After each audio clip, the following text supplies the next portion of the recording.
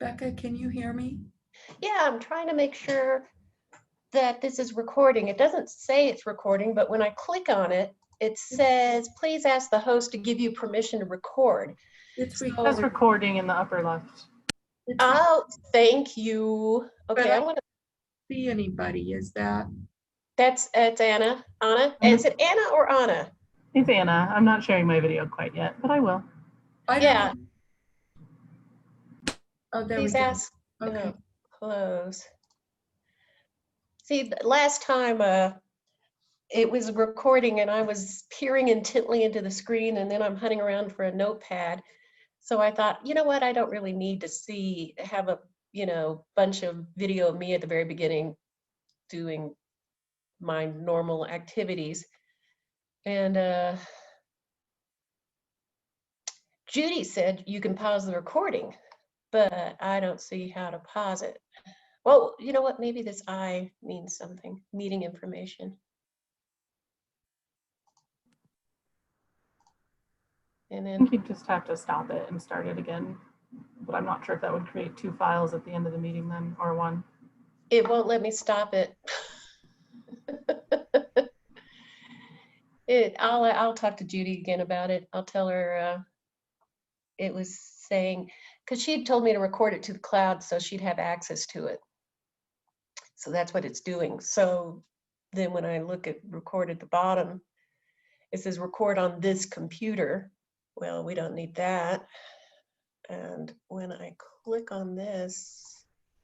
Yeah, you may not be able to stop it then if you don't have the permissions, if it's already set to some default. Right.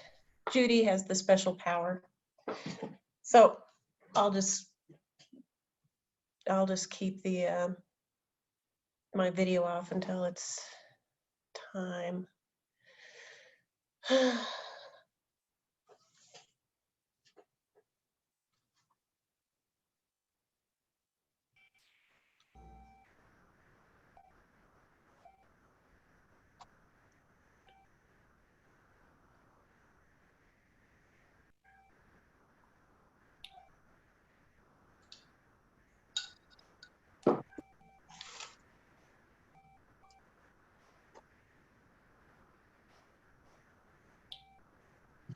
Oh, Denise, quick question.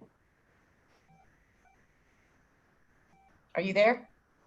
Yeah. Oh, hey. You'd set up a budget meeting with me on Tuesday. I was wondering if we could move it to Wednesday. I sent you an email about it. We can discuss later. Yeah, I'm sorry, I didn't respond. Yes, it does. So if you want to move it, that's fine.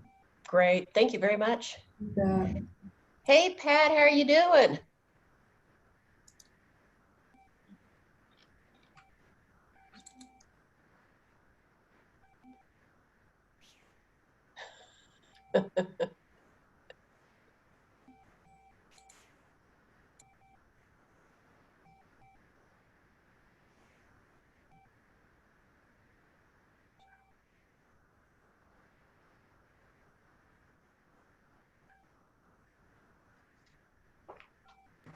I was looking at the agenda that came out for this work session. Is there going to be approval of last meeting's minutes, or does that happen at the next meeting? It has to happen at the next because no official action can happen during a work session. Okay. And you sent them so quickly to me. I was so happy. I stuck them on there and then sent it off, and I was told, isn't this to be a work session? I'm like, oh, yes, it is supposed to be a work session.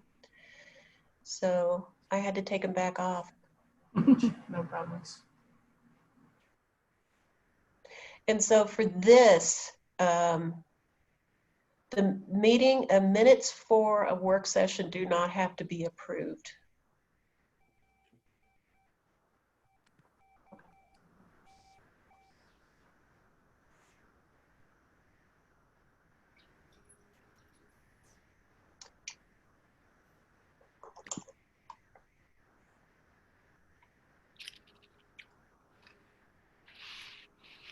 Oh, I forgot. I put the Aurora Borealis behind me a while back. I like it. I like it.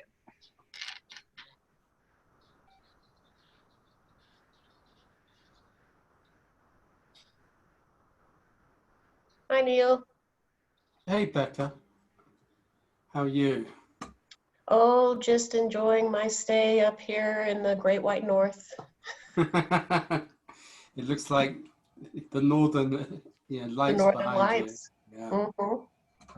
I thought they were really cool because they even move. I didn't know you could have a virtual background behind you that moved. Oh, yeah. Yeah, nice. Really nice. I've never actually seen the Aurora Borealis. I think that's how you pronounce it. Yeah, I've seen parts of it um, um, in the Orkney Islands, but not the kind of a full on. Not like this. No. In fact, one of my favorite films is called Local Hero, I love that movie. and that has the Northern Lights in it. There's that scene towards the end there. I had forgotten about that. Yeah. In fact, that's possibly my favorite film. It's the film I've watched the most often. Uh, it has a lot of fans. Yeah. See, Uh, I lived in Houston for many years, so it starts out in Houston. And so then did we. Hmm? So did I. I lived in Houston for 20 years. Really? Yeah, Tomball, northwest Houston. That's where Compaq Okay. computer headquarters were. Yeah, we lived in a high rise at the bottom of Herman Park. Oh, okay. So yeah, downtown. Yep, practically. Nice. Many years ago. Hey, Shanti, excuse me. Yeah, how you doing? Oh, just fine. Good. So you can hear me and see me. Yeah, Well, that's good. yeah. Yes. Okay. Oh, So Shanti, that reminds me, you're in town.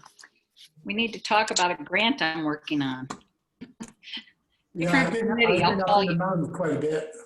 Hmm? So I'm in and out because this is a good time to do social distancing in the mountains. So I've been up in Victor quite a bit. So it's Can good. I call you tomorrow? Yeah, tomorrow would be a good day. Great. Thanks. Okay. So I know Sarah's going to be just a couple of minutes late. Let's see. I think Michael is the other one. And Jason, you're in under Jenna's name? Yeah. Sure, let's go with that. And I'm in California now. Hey, I'm in the Great White North. Well, I can tell. So how many people do we have on right now? I think we've got everyone, except for Sarah, who's going to be a little late. And Oh, wait a minute. Michael. No, you're right. Michael Howe's not on yet. He just sent everybody an email.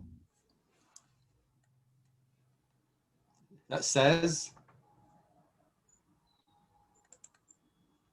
It's just regarding application eligibility. Oh, okay.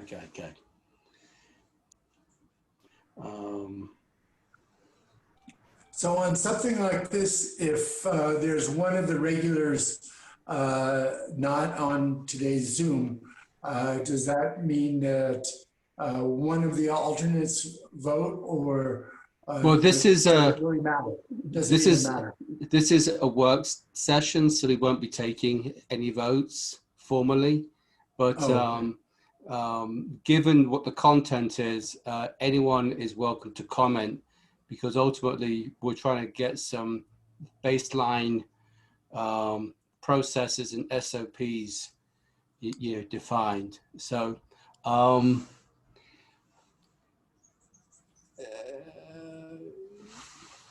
so it's 5:59, so we're going to give it one more minute.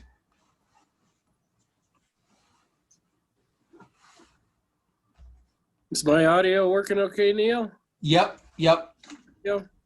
Okay, good. I had to go put the phone on the deck way down the way to find the signal, so I may be. several people are on mute, it looks like. Yeah, it's always a good sort of practice to be on mute when you're not actually talking, because of you don't know what might happen in the background.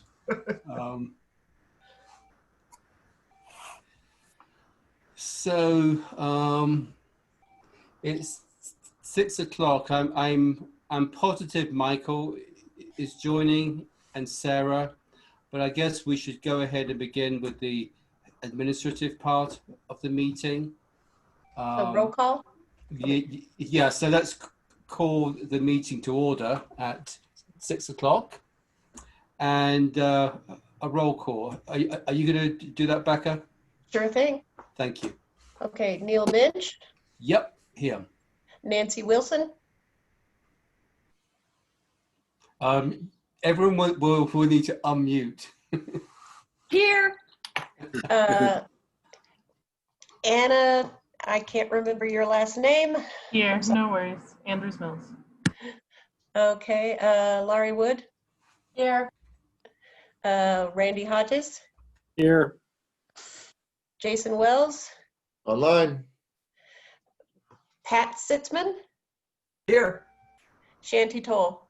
Shanti Here. Toll. I don't know why I'm, It's all good here. okay. Oh, Michael Howe, Okay, not stand here by. at this, Stand Uh-huh. by. I'm here. yay. And Sarah Gallagher is coming a little bit late. She's already informed us of that. Okay, so the agenda was basically to kind of for each of our work streams to report out on progress. So Jason and I will cover the SOPs. Randy and Nancy will cover the conflict of interest.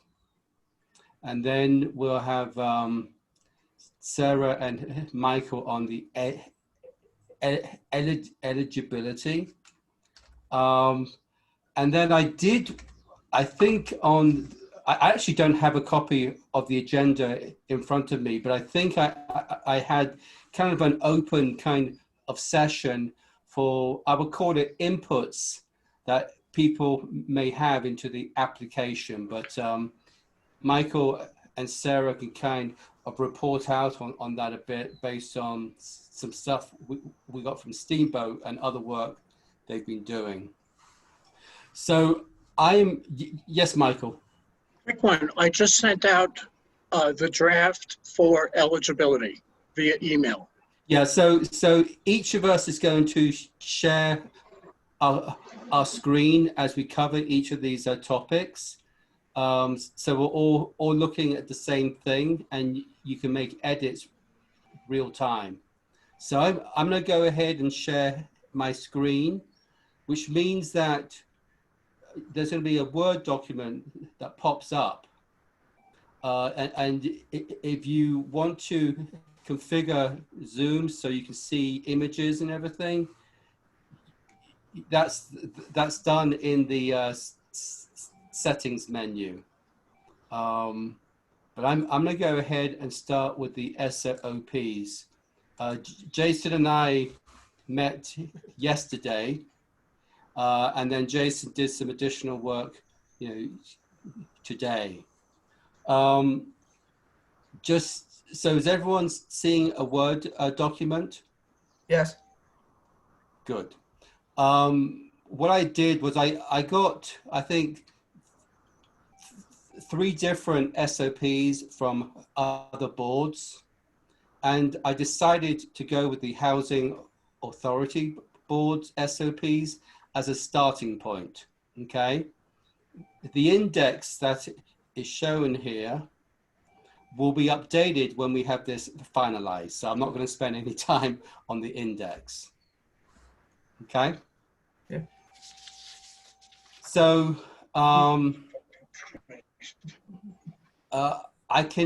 it might be easier if I view this in a single page mode, actually. that way we're not getting confused by, and I'm going to enlarge it. Is that readable for everyone? Yes. Okay. So I wasn't planning to actually read these out, but kind of go section by section. But what Jason did today was he built in links to the municipal code. So we're kind of referring back to that as our overall governance, I call it. So the purpose of the SOPs is a guide for our activities and procedures as a board.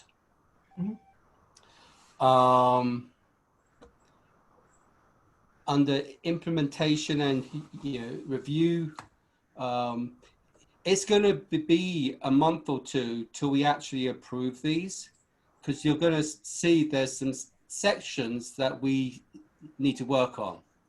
But we have a foundation here of what I would call the administrative processes.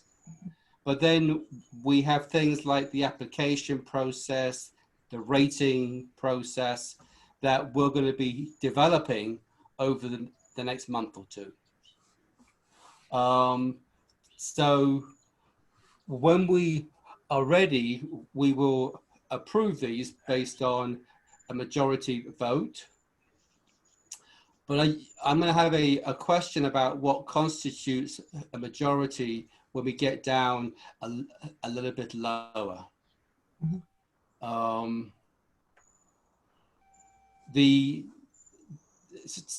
So if anyone has a comment, even on wording, just kind of shout out, because I'm just going to keep on working my way down. Okay. In terms of office, 4-year terms. I'm sorry, Neil. Yes. Just back up quickly. You'll note, I know you mentioned that I had provided municipal code citations. The online version of the municipal code does not yet have the language codified for the match. So I guess that's maybe a question for the city clerk's office in terms of when that'll happen, because I think that ordinance was adopted in January, correct? So that's, I know those ordinances are usually incorporated on a quarterly basis. So the first quarter ordinances should have been incorporated into the online code sometime in probably April or May. So just something I noticed, that the match language is not online yet in the municipal code. So if it were, I would have provided that link in that first paragraph. I'll double check with Judy about that. Okay, thanks, Becca. Thank you, Jason. Could I interrupt on that? This is Nancy Fortune. Yeah. I don't think that the language has been finalized, and my belief is that council will like your recommendation for what your roles and functions will be in that portion of the ordinance. So we can discuss that in another time, but I think that'll be upcoming as well. So we basically wanted to give you time to organize yourselves first and help make those recommendations. Okay. So is that something, so by the way, we are on for September 22nd with City Council. But we can talk later about, and I think I mentioned that in the email I sent out on Friday. I think we'll be looking for input on a couple of areas.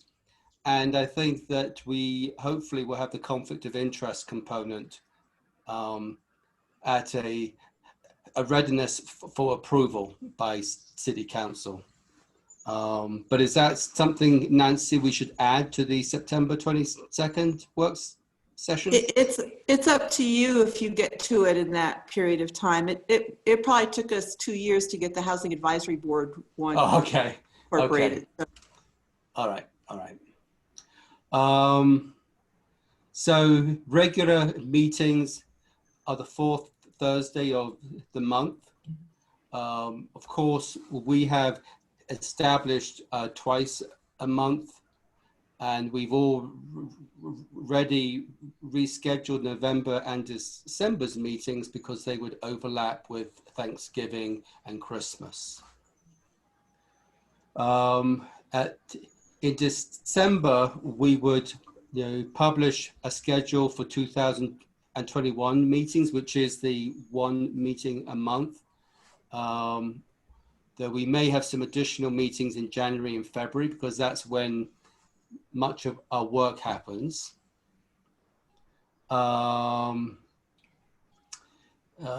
If the city hosts an advisory board training event, we would expect to attend if it's a training that we haven't already attended. The open meetings about public involvement. Should I have opened up with a public comment section for this work session, by the way? I don't think at a work session it's required. Yeah, that's I right. looked at some agendas for work sessions and I didn't see a public comment on those. So I didn't include it on this one. And that's good because that's actually what I thought. So that's all right. And then we do have a provision here that if we have a need for a meeting at short notice, that we give 24 hours notice. And I can see that being a possibility in February, March timeframe when we're in the final decisions about a recommendation for grants allocations. Oh, Sarah's on the call now, Becca. Got it noted in the minutes. Thank you. Okay. Now, Jason did have a question here if there was a need for an emergency meeting, which would be a meeting like in 6 hours time. The reason it's not in here is because I didn't think we needed that, but I wanted to bring it up and give Jason a chance to explain why he thought that might be appropriate. So you all can chime in. So you want me to speak to that a little bit? It's just the provisions for emergency meetings is something I'm used to seeing relative to any kind of body subject to open meetings laws. And so I started mulling it over. I said, well, is it really going to be necessary for this outfit? Is there ever a circumstance where the MACH might need to meet in emergency fashion? And it occurred to me, perhaps, if there is some sort of natural disaster or whatever, and the city needs to move quickly on something, potentially to incur or to appropriate some emergency funding, and potentially there might be some sort of municipal assets that get harmed that could reasonably rely on match funds for emergency funding. Some sort of cultural, artistic asset is destroyed and needs emergency attention. Maybe, maybe this board would want to meet in emergency fashion. So I don't think it's a big deal. It's just an observation, really. And then mulling it over, it seemed to me there might be a circumstance where this board might want to meet in emergency fashion and not even want to wait that 24 hours to notice requirements. Nancy? Yeah, I don't think it's a bad idea. I've actually seen it in a case of a grant where there's usually a very strict guideline as to when the grant is due, September 3rd by 12 noon. And this group was planning to hand deliver it. And there was a terrible car accident on their way to the drop-off point, and they couldn't deliver it. And they weren't able to, they were able to substantiate that. They weren't able to deliver it until later that evening. And so we had an online, emergency meeting to ask everybody if they would still entertain receiving that grant application. So I don't think it hurts. Okay, anyone else have a strong opinion? At this point, I'm going to add an emergency section. Okay, I'm going to move on to alternates. This will be a little bit unique to our board, particularly given the conflict of interest that we will inevitably run into as we get into decisions. In other boards, the chair designates which alternate participates. And I've added something here that I'm going with a arbitrary, which is alphabetical. That way, I'm not sort of choosing an alternate that may be favorable to a position. So that was why I was going with the alphabetical, and this would apply if there was a board member absent for the whole meeting, or if there was a board member who had to withdraw for a certain topic and an alternate was needed to stand in.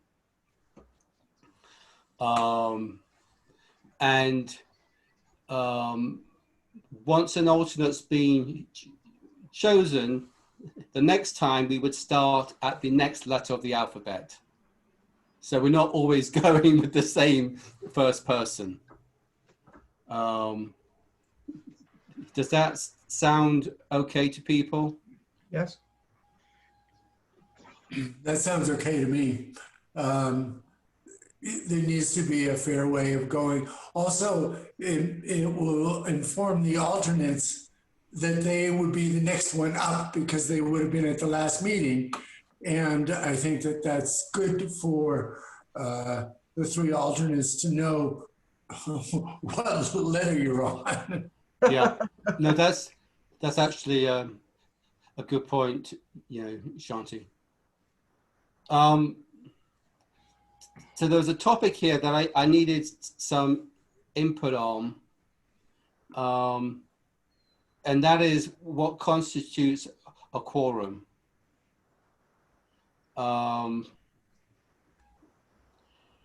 So, I'm thinking of a situation where we have no alternates and maybe one or two board members missing. What is the minimum number of people that we would consider as being quorum to proceed with the meeting?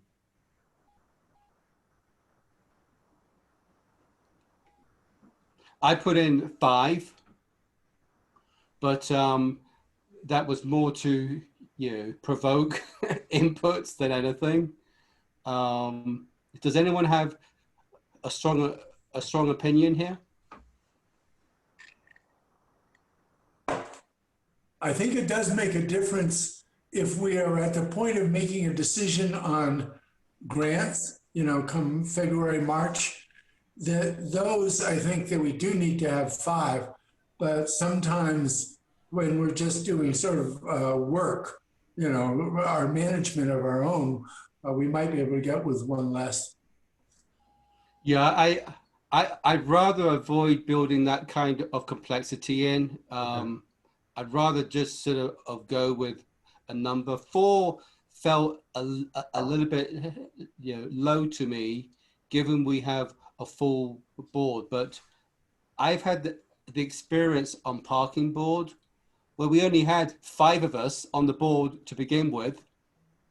So our quorum was 3 people.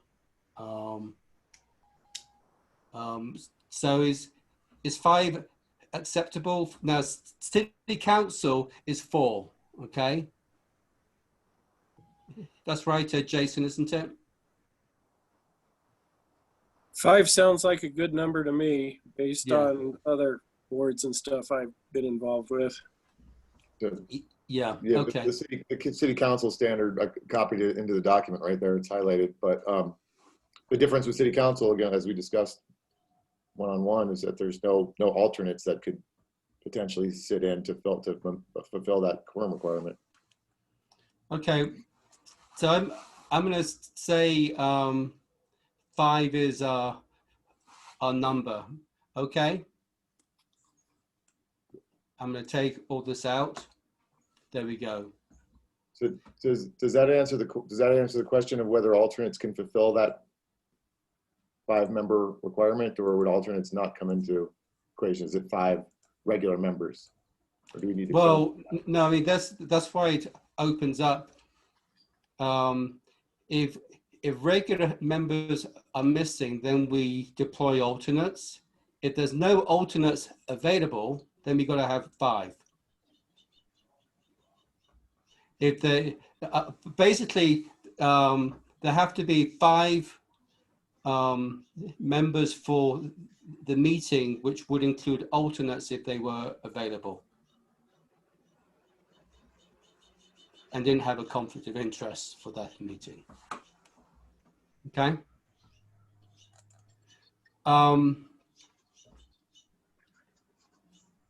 Special meeting,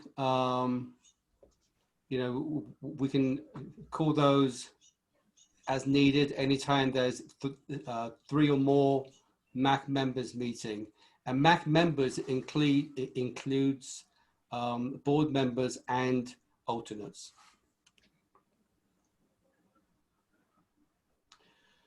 The next, so is that okay? As I said, I'm just going to keep on going here, and I'm going to ask people, because I can't see everyone. If I'm ignoring you, I'm not doing it on purpose. If you could just kind of speak up. Neil, I would be explicit that the 3 no more than 2 includes alternates. So if the 3 alternates get together, that would be, you're saying that is also would have to be noticed.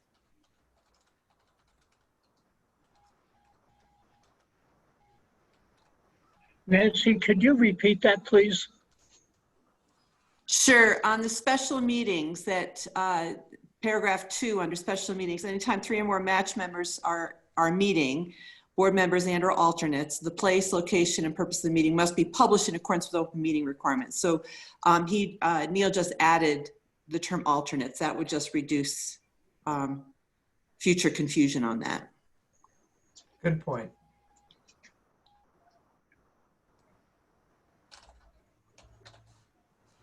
Okay, so the officer duties and responsibilities, I think this is pretty much taken from the Housing Authority Board.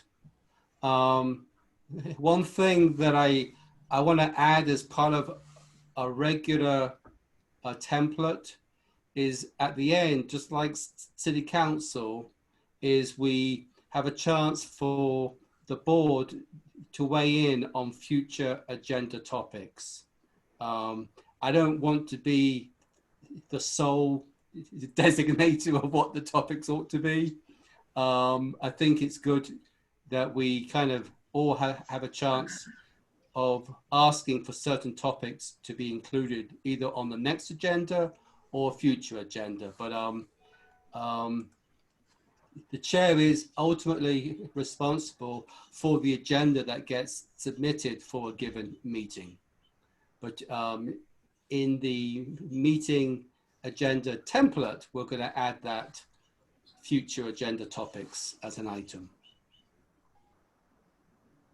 Any comments here on the roles, Sarah, Anna? Because this is what you have to do. Okay. So on the agendas and minutes, basically the agenda template is the one that Becca publishes. And this is where I just want to add a next agenda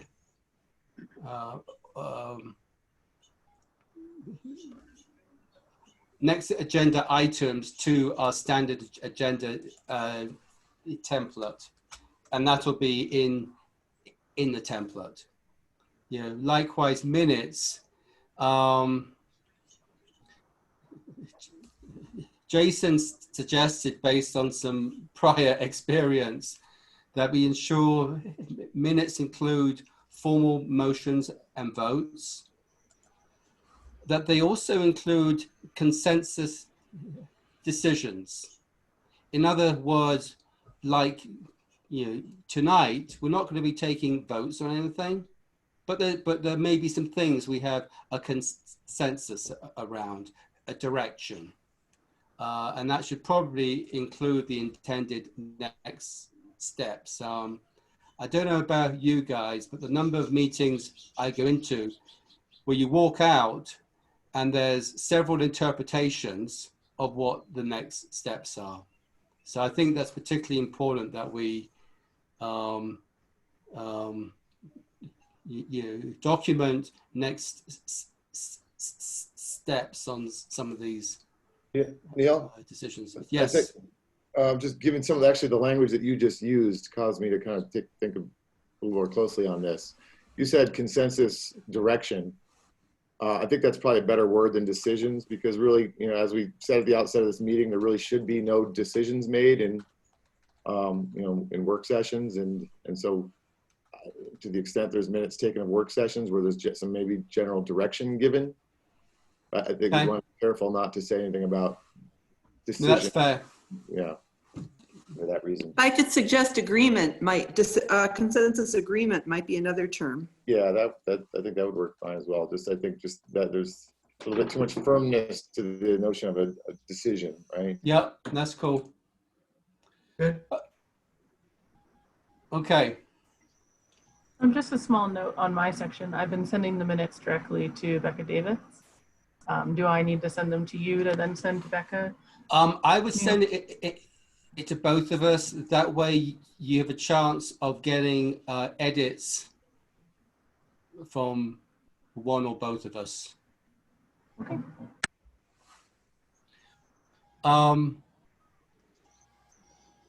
Budget. So of course, the budget we have will be based on the prior year's tax receipts. And that number will be provided by the city finance director.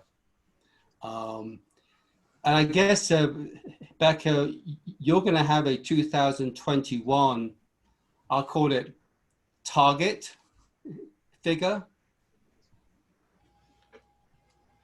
Yes.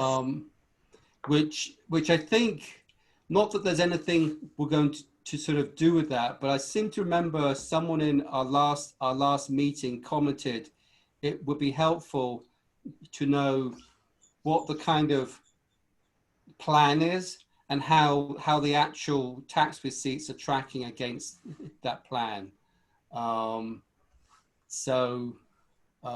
But that's kind of, our budget is really based on the prior year's actuals, which we get around March the 12th. Is that right? Right. So the sales tax receipts always come in 2 months after they are paid. So June sales tax just came in, June, July, August, just came in this month. So this sales tax was started collecting in July. So we'll see how much is in the first month in September. Yeah. And December we'll get in March. December is January. I think we get it in Or February. February. I'm glad I asked. Because this actually is a critical date for our board. then the other thing is, I'd like some inputs here. I mean, my assumption, and I think this is how the ordinance is done, is 100% of these funds shall be recommended for disbursement as part of the annual process. May I ask a question? Who is that? So in regards to the 100% of the funds shall be recommended for disbursement, does this eliminate any escrow pieces that we might want to hold? Is that Nancy? Nope, it's Pat.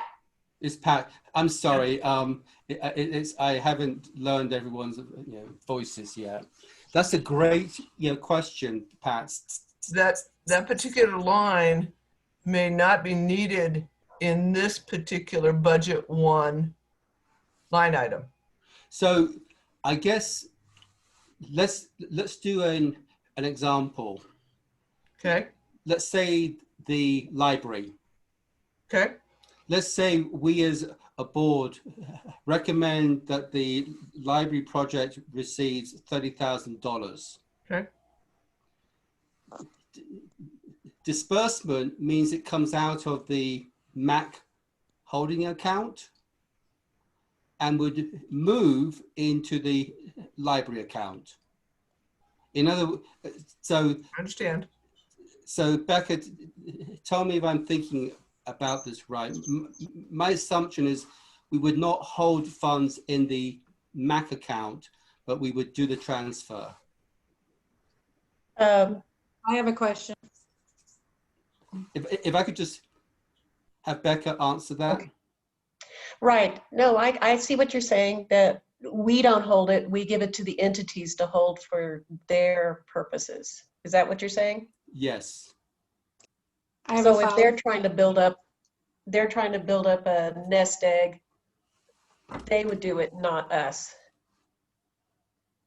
I think, Laurie, did you have a question, comment? Yeah, it's a follow-up. I see what you mean around the designated entities, but I think following up on Pat, for the mini grants, say like the numbers we used last time, we had $40,000, but depending on who applies for those mini grants, we might not, I could see a situation where we don't want to disperse. The grants that are in front of us don't equal what we have to give or don't warrant us giving that amount of money. So Correct. what do we do then? And that go into escrow? It totally makes sense to me what you said about the designated entity. I could see it being more something around the mini grant portion that we might not want to disperse at all. Correct. So I'm going to put in a comment here, which I would improve the wording on.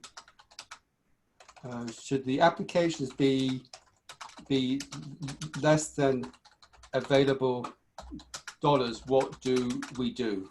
Okay. I think if someone has been awarded, I would expect we would disperse.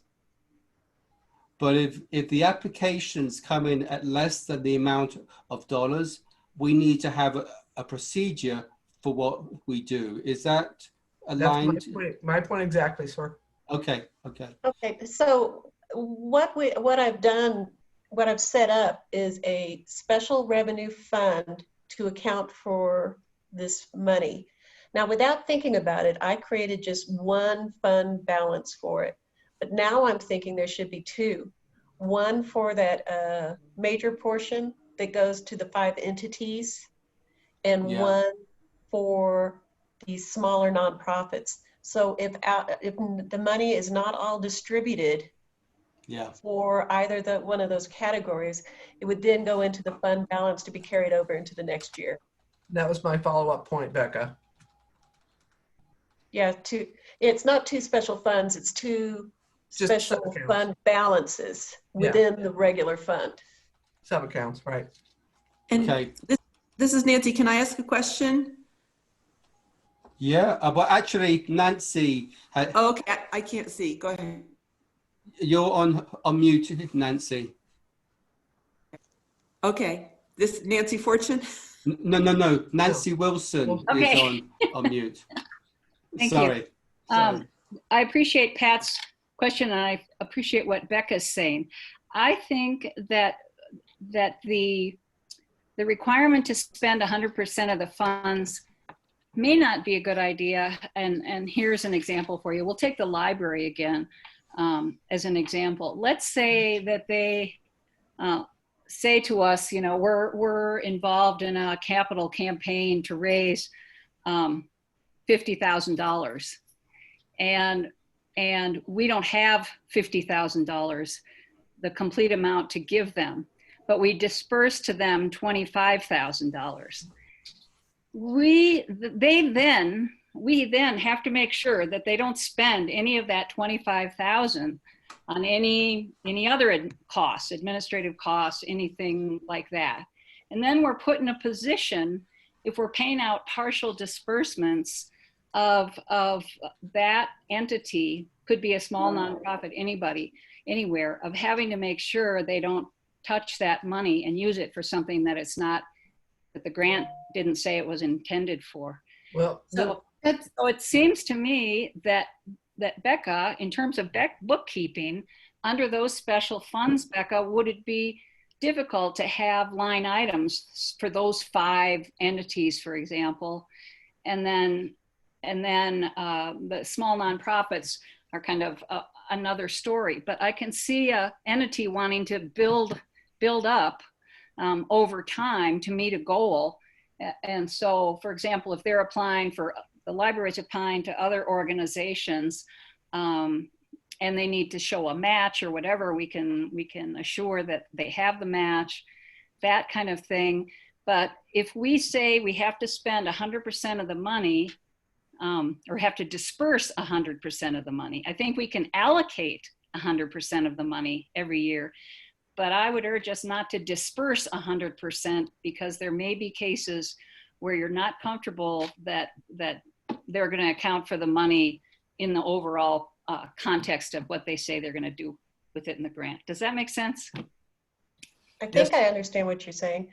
And we do have the account lines built at the current time, with each of the 5 entities having their own account line for expenditures. Great. So I think here the difference is disbursement and allocation. correct. And I've changed the word to allocation. I'm okay with that. To be honest, I think till we do a real allocation, we won't know what all the scenarios are. So I'm okay changing the word to allocated for now. And in March, we may change that. I don't know. But until we know exactly how you wish to disperse the funds to the 5, I was thinking for the annual budget process, when we're still just estimating how much there will be. I'm seeing an account line just with the whole amount of that. Is it 64%? 66. 66. Thank you.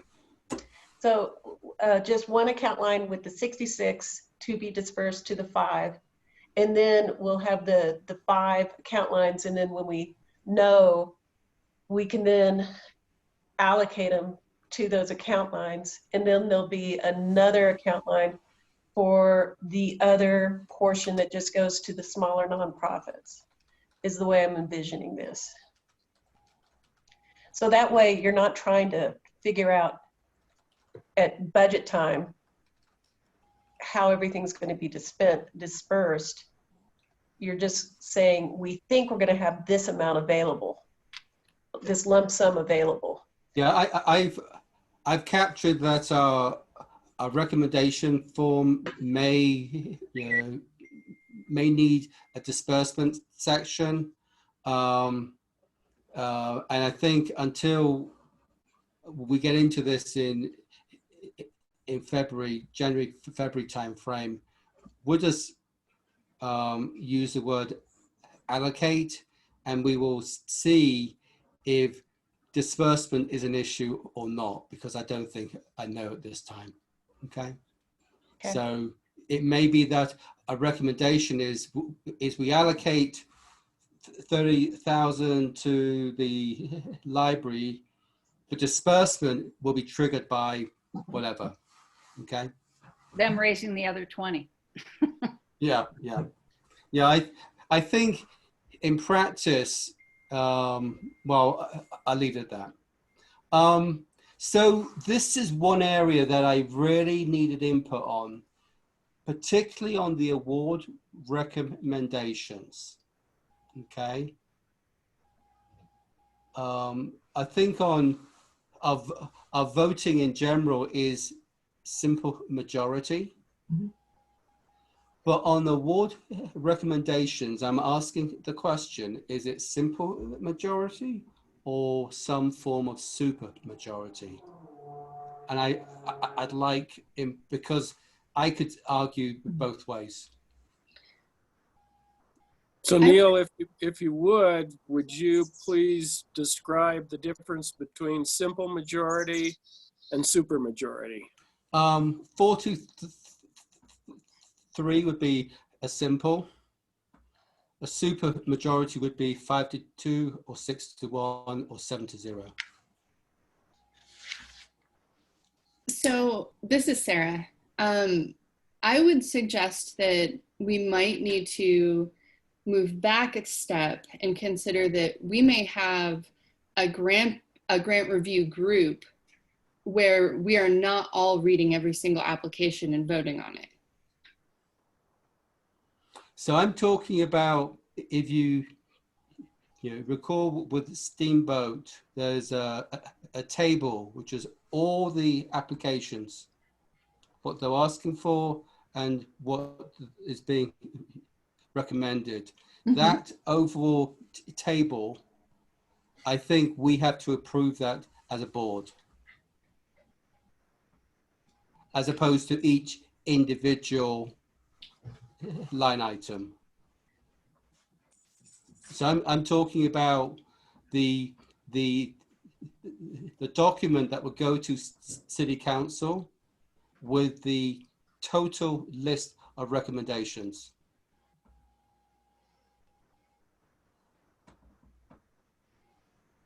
Hey, Neil, this is Nancy Fortune. Yeah. And I can only see you, so I can't see if other people have their hands up, sorry.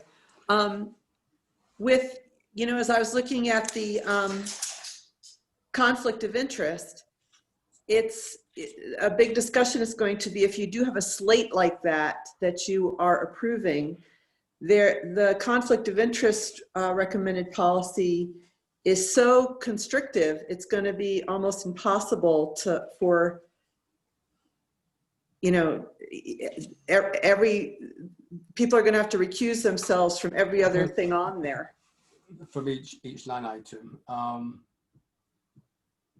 Actually, my issue is more that I think the conflict of interest policy is overly constrictive.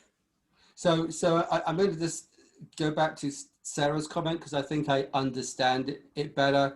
I think, Sarah, your comment is we would probably have to do these line by line because of each of us is likely going to have at least one conflict of interest. Is that what your point was? I think it's adjacent to my point and good enough. So let's say we are doing this line by line. Is it a simple majority, 4 to 3, or something else? So let's say I'm in support of a simple majority. Okay. Anyone have a strong opinion for something other than a simple majority? No. Okay. Well, I put that in there because it was just a question that kind of popped into my mind. Shoot, what have I done here? Come back out here. Okay. So the sections that, of course, we don't have yet is the conflict of interest, which is going to be next. Eligibility and grant application. So I think this evening we're going to cover eligibility. And Sarah, you may not have been on, but I wanted the board to give at least big inputs on the application. I don't want us to go over the application, but if people have a strong sense of what the application is or is not, at least make those thoughts known, because I think that will give you and Michael a chance to kind of say if that's already what you were thinking, the comparison with Steamboat and so forth. Thank you. We will not cover the application rating process because, as we discussed last week, we kind of need the application. And the grant recommendations, that's just is going to come later. Okay. So, and then there's a section on sub, committees here, which again is standard language I've taken from other boards. So I think I can stop sharing unless there's are there any components that you guys thought were just missing? I have a question. And that is? In the beginning of these meetings, you stressed the confidentiality of some of the information that the board members and perhaps the alternates might be reviewing and seeing, and that confidentiality is the basis of a non-disclosure agreement. Should we include a non-disclosure agreement in these SOPs? I'm not sure if we are going to have that. I'm going to ask Michael and Sarah, as we think about the application process, I think the accompanying documents are intended to be publicly viewable. Well, that's my question. Yeah, I'm going to ask Sarah or Michael to comment on that.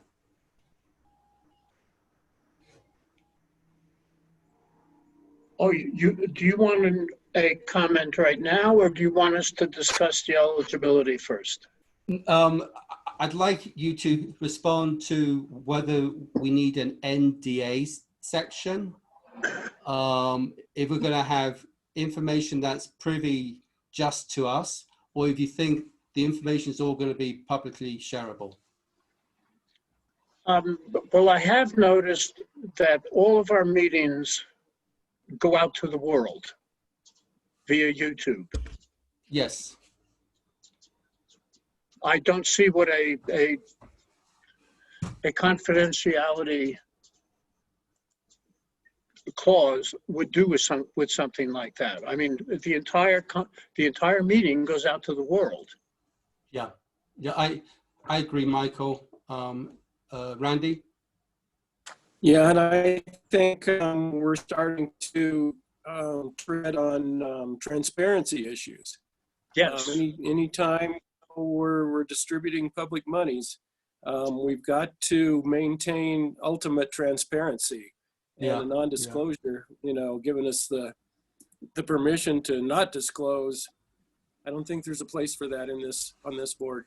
Yeah, I agree. And if I had made a reference to that previously, I apologize, because I think everything has to be in the public domain. So this is Sarah. Associated with what you were asking, Neil, I'm asking the folks with the city here specifically, is there any reason why these grant applications would not be publicly available once they've been submitted to the city? Once they've been submitted to the city, they tend to become public record. I think we're clear there. Yeah. Okay. I think, can I just speak for a second? I think personal information can be redacted. Things like phone numbers. Yeah, I don't know. Generally, per open records requirements, it's generally it's going to be open applications. Okay, so we can black that part out. Yeah, I seem to recall there being some distinction between email addresses being public and phone numbers not, or vice versa. It's definitely a question when we get there for city clerk. Yeah, I don't think we want people, reporting social security numbers. Nope, definitely not. Okay, Michael and Sarah, over to you. Or Michael, do you have a comment on this topic? Yes, particularly Jason Wells, I totally support your concern about information going out to the public.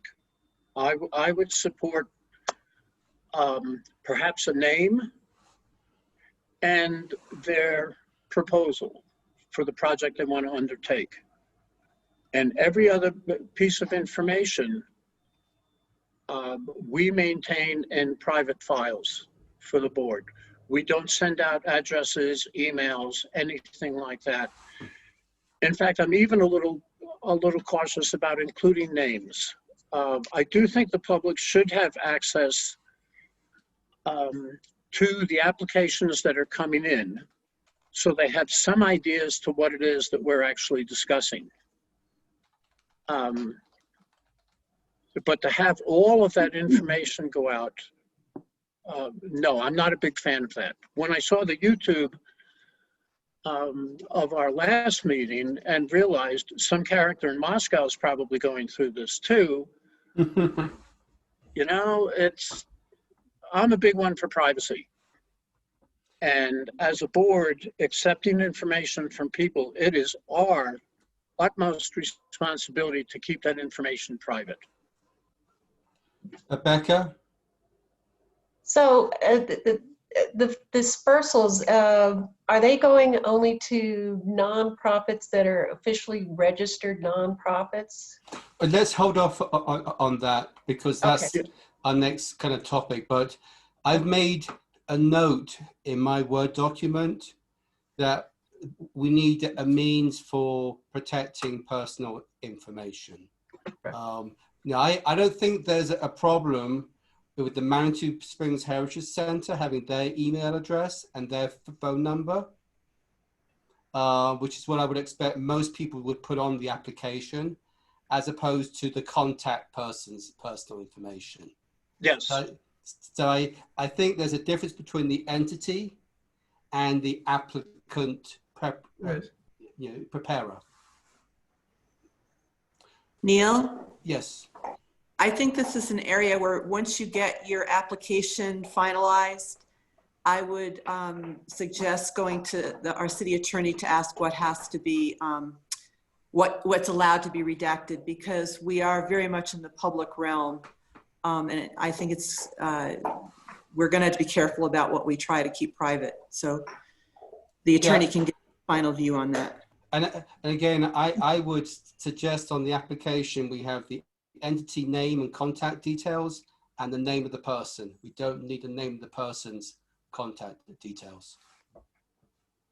Anyway, Nancy, did you have a comment? Sorry, Wilson.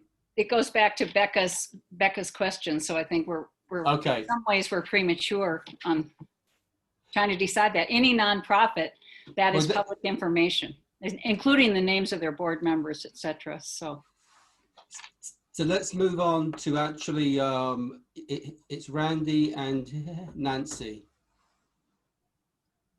Randy, you want to go for it? Sure, I'll start off, Nancy. And I'm a little bit challenged with this iPad. I didn't expect to even make this meeting, so I don't have any of my documents downloaded to this. So maybe you can share your screen, Nancy, with what you've written up. Sure. I hope people. And what I did, I looked at the municipal codes for adjoining communities. I looked at Steamboat, Breckenridge, Salida, Colorado Springs, Denver, and Manitou Springs, and took excerpts of each of those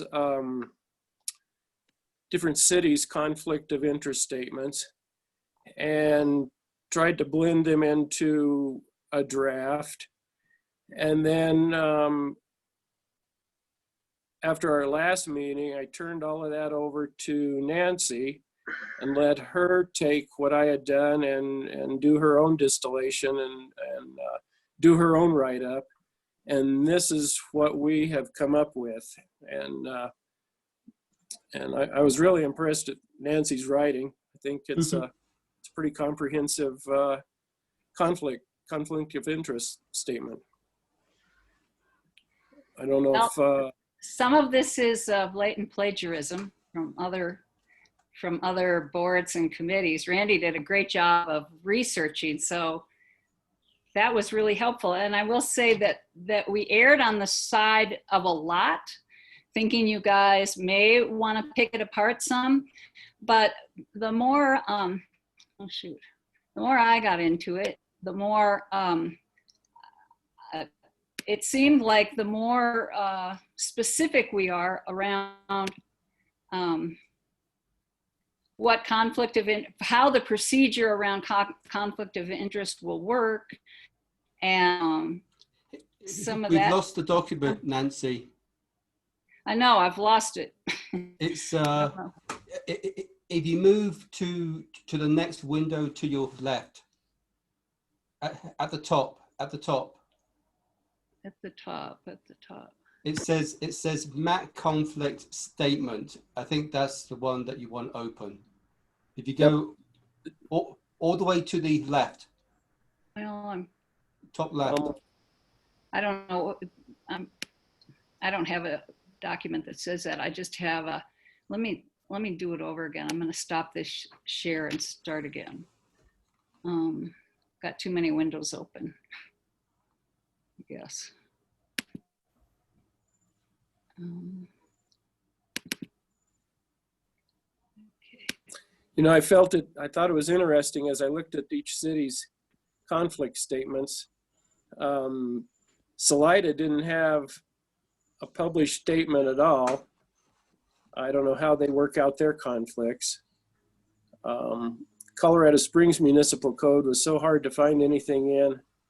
It seemed like, I don't know, maybe they purposely was making it difficult to review any of their ordinances, but yeah. So just to walk you through this without reading it all, number one is there, we put that there so that we start out by saying, first of all, it's a committee member's responsibility to first disclose that they have a conflict of interest. But also, if that person doesn't disclose, any member of the committee can say, you know, I think maybe Randy has a conflict of interest on this. And then the board can discuss. And if there's disagreement among the board members themselves as to whether Randy has a conflict, then the board can take a vote. And the decision of the board is final. So Randy either stays or leaves depending on the decision of the board. Because I can see it coming down to that. I can see we get to because we know everybody has a conflict, I can imagine getting to splitting hairs. It might not be necessary, but that's a thought, is that that's how we would handle that if that came up.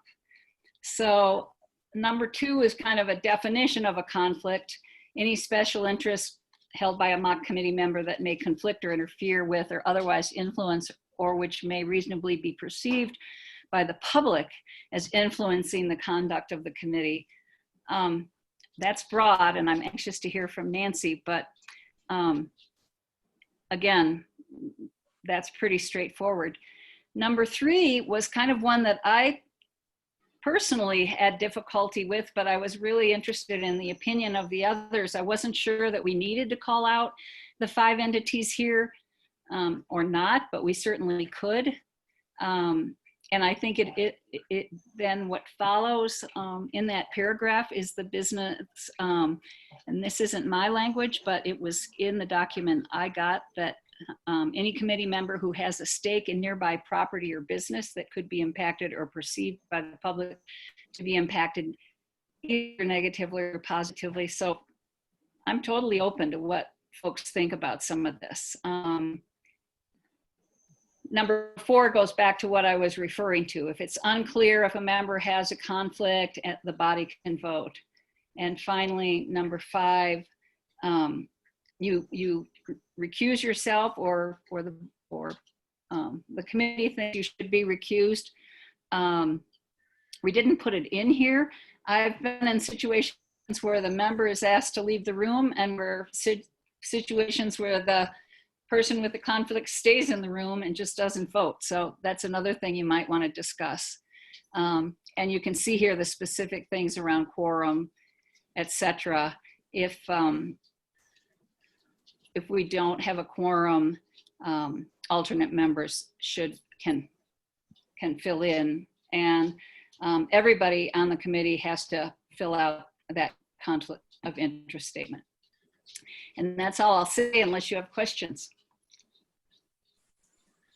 I'm going to hold my questions to the end. I'm going to let others speak.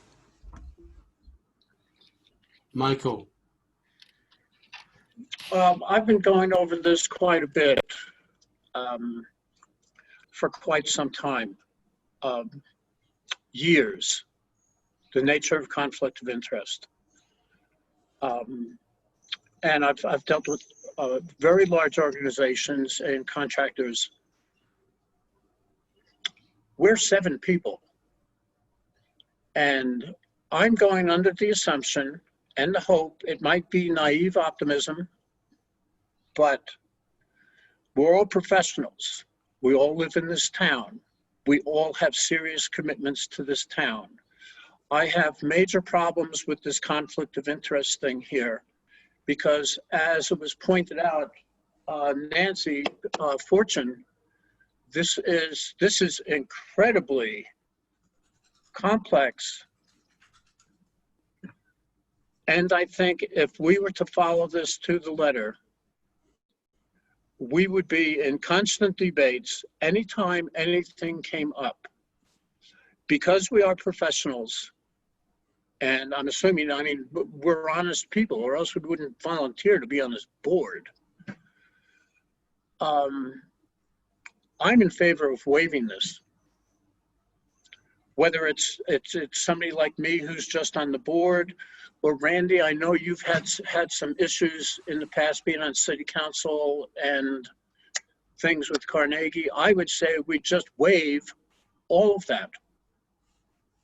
Unless we find out that somebody's making $1 million off of this, which I don't think is going to be the case. So Michael, you know, I'm going to ask you this as a member of the public and perceptions. So let's say I vote in favor of awarding the Heritage Center money, okay? I think that's a big perception issue. Yes, it would be a big perception issue. And I think it would be our responsibility to get people to understand that that's not the case.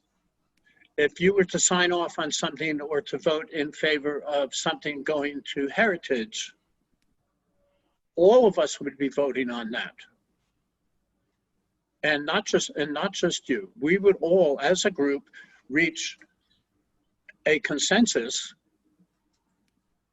to go ahead with it or drop it. It wouldn't be up to just you as to whether or not Heritage gets money. Randy, please. The reason, Michael, that Nancy and I went to what seems to be extremes is because of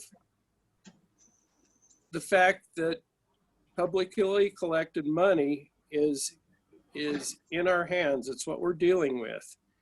And having sat on council for a couple of terms, you know, there's a lot of people in the public realm that view people in our positions on this board as, no matter how honest and trustworthy and everything we know each other are, the public view is that we've all got our own alternative agendas, and perhaps we're not honest. You know, there's a distrust for organizations like Yeah, this. I understand. And that this is what we're trying to dissuade. This is our proof to the public that everything is on the up and up, and there is no funny business. It's going to detract from what we're attempting to do for all of these organizations and the community. It's going to make our job considerably more difficult when we start to review these things. All of a sudden, two of us have to get up and leave the room. Then you pull in an alternate. And I know it's just going to make our lives on this board considerably more complicated. Now, if somebody has a problem with you going against the library, or Nancy Wilson going against the Heritage Center, or whatever, we discuss this as a group. We discuss this as a board. And if somebody in the public has problems with this, then we can have them come in and we will talk to them about this. I think open conversations would definitely alleviate a lot of the citizens' concerns. My concern. Yeah. Go ahead. I'd like to ask other people to kind of chime in. Yes, please do, please. Michael, I think that you've got a valid point in terms of the discussions. I also want to thank Nancy and Randy. This is a great document. And this protects everyone, not just the board. It also protects the organizations. We have some processes in Manitou that many of you are aware of, and it's called the Pikes Peak Bulletin. The bulletin has a tendency to write editorials or write articles that may not reflect the trust that we hope we have. Does that make sense? Yes. This sets up credibility. And this also sets up a absolute transparency and accountability for this board. My second point is that as much as I like all of you, we're not going to be on this board for 50 years. Somebody is going to leave and somebody's going to come in. This will protect and keep the credibility of the board intact. I support this draft. I think you two did a great job. Thank you. Anyone else? My thought on this is that we might be able to help define a little bit. To give an example, I am a member of all 5 of the organizations. So, you know, I'm a member of the Heritage Center, of the MACH, of all of those. But I'm not necessarily on the board. So one of the things, just to make it maybe more clear, is if you're on the board of a group that is applying for money, then you would not vote. But just to be a member of Miramont Castle and to then exclude me because I'm a member of the Historical Society, I think that is too restrictive. So I would, one possibility is put in the wording specific that if you were on the board of a group that is applying for money, then you do recuse yourself. But it says that, Shanti, it says a member of a board of directors. It doesn't say a member of an organization. So, okay. So I think you're okay. Shanti brings up Shanti brings up a good point that Randy and I talked about a little bit, but I was really interested in input here. We say is engaged as a member of the board of directors, employee, volunteer, or consultant. And I have trouble with the word volunteer. Once again, because we're a small community. And an example I have is, for example, several people meet at the library to tutor children on a volunteer basis. Is that the kind of volunteer? I mean, because you volunteer for an organization once a year during their annual fundraiser, are you a volunteer who should be excluded? I hope this board will go into that maybe in a little more detail, in a little more depth. Unless you just think, yeah, if you volunteer for any of those organizations, you can't vote. Because some of us, you know, volunteer by loaning a chafing dish and a cooler once a year, whatever. But does that mean, so I hope there's some discussion around that as well. The word volunteer in the third paragraph. Yeah, no, I think that's a good, comment. And I think in the spirit of Michael's initial comments here, I think it's the board of directors that's really the biggie. Employee For those who have them, I suppose, as well. But volunteer, I mean, the Heritage Brew Festival has 50 volunteers once a year. Actually, more than that. We quickly run out of people. And I think this is where this is a small town. We kind of know who's who and what's what. That's where the board holds ourselves accountable to each other.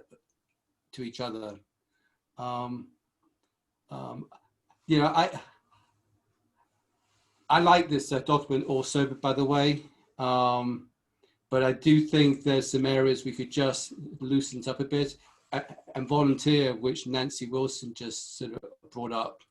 I think it's a good one to probably eliminate, and leave that to us as a board to sort out as appropriate. I agree with removing volunteer. I also think that we should remove the comment about the person leaving the room for the discussion, because again, these are public meetings. I could go back and watch the video after the meeting and see it. So why bother? I agree with you, Anna. I thank you, because I was going to make the same comment. Yeah. I don't think we said they had to leave the room, did we? Yeah, it says that Section 5. the member will leave the room for the discussion and vote. Oh, okay, yeah. Okay, we can take that out. Laurie? I just want to make a point, not to, I would like to think the best of everyone, but in my past experience, why people leave the room is so that there isn't coercion in the vote. It's not that you could, of course, later go and watch what happened, but it's that if somebody does have a strong interest and they're in the room, that other people can feel constrained by just their presence. So just to make that point for clarification, why those mechanisms are in place, it's something to consider. Yeah, that's valid, but I think it's my opinion. I'm just saying that is why those things exist, so that people don't feel undue pressure during a discussion. I understand that. I think so, but I sort of side with Michael, and that this document is very restrictive, and if we can work on that being a little bit less restrictive, that would be ideal for my opinion. Neil, whenever I've got some thoughts whenever it's appropriate to say. Just particularly with this notion of leaving the room, I have seen that play out in awkward circumstances. I worked for a smaller community that was rife with conflicts. They did not have a provision in their conflict provisions that compelled people to leave the room. And they would stay in the room when the conflict discussion came up, and the members of the board of trustees would, they would almost as a matter of habit reference the person in the room, say, "I like George, I don't see a conflict." They would. It definitely had a bearing on the deliberative process when it came to conflicts. Having that person in the room. Just something I've observed. I don't have any strong feelings on that point. I agree with Nancy on I think the notion of including volunteers would just have an incredibly chilling effect on the volunteerism in town. I would definitely recommend getting that and just getting rid of that. And just back to Michael's general point, and I get it, this is a pretty restrictive document, and I hate to be so cynical, but you really do unfortunately have to legislate often to the lowest common denominator. And that's just reality. For some reason, my mind jumped to the ordinance preventing people from bathing in the mineral springs, and when council was deliberating with that, and everyone kind of, the people, who thought that was kind of silly and over the top. But the reality was that there was like some full bathing taking place in the mineral springs. It was horrifying people. And, sometimes you just really need to legislate to the lowest common denominator. That said, I think it can be loosened up a little bit. The language about allowing for recognition of conflict when a member of the public perceives a conflict, I think that's way too subjective, and I would recommend striking that. I think that could be weaponized. Where is that? Provision 3, I think. 2.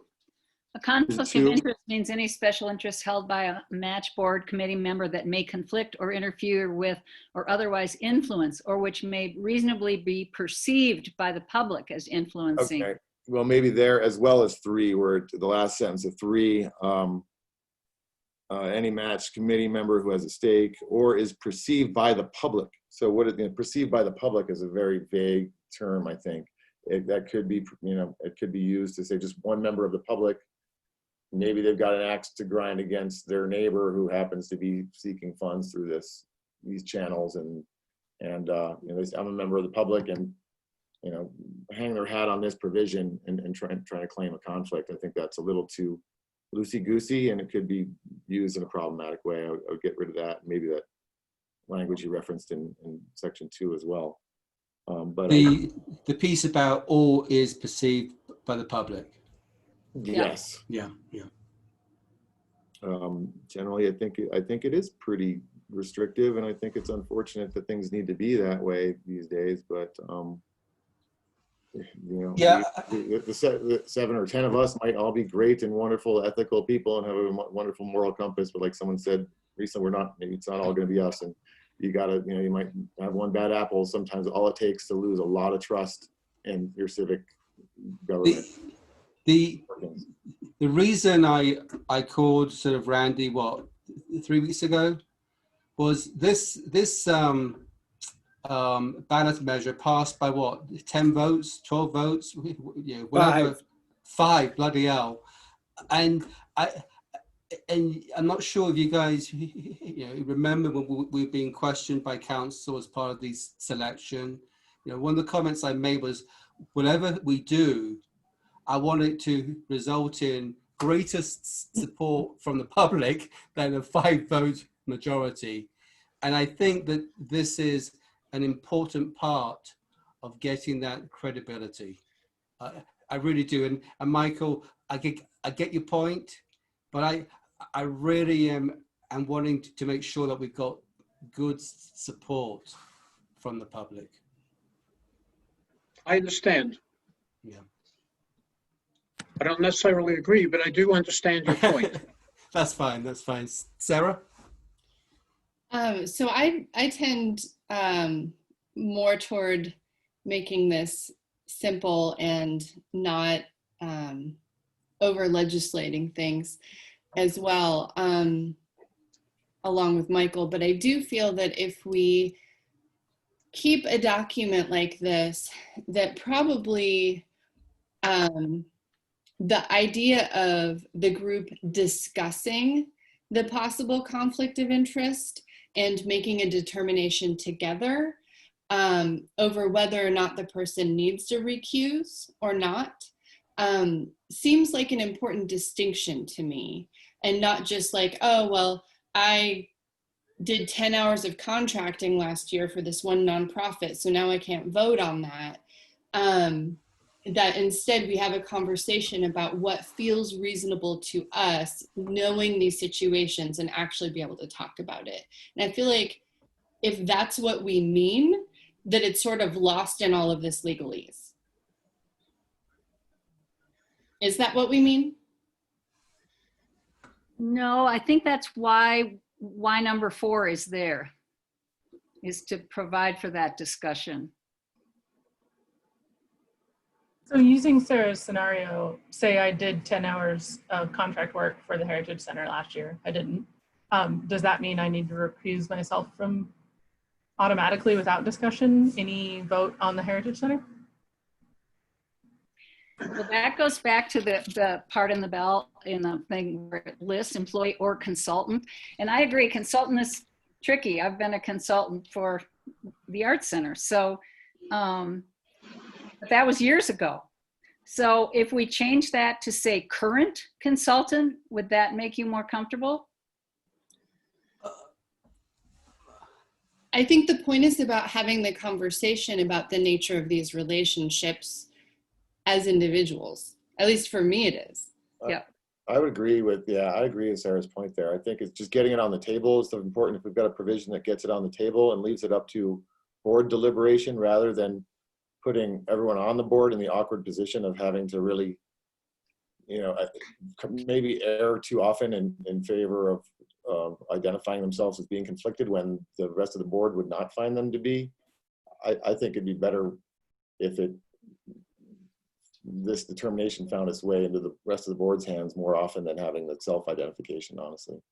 So would we at least agree that a member of a board of directors or an employee is clear cut? Current employee or past employee?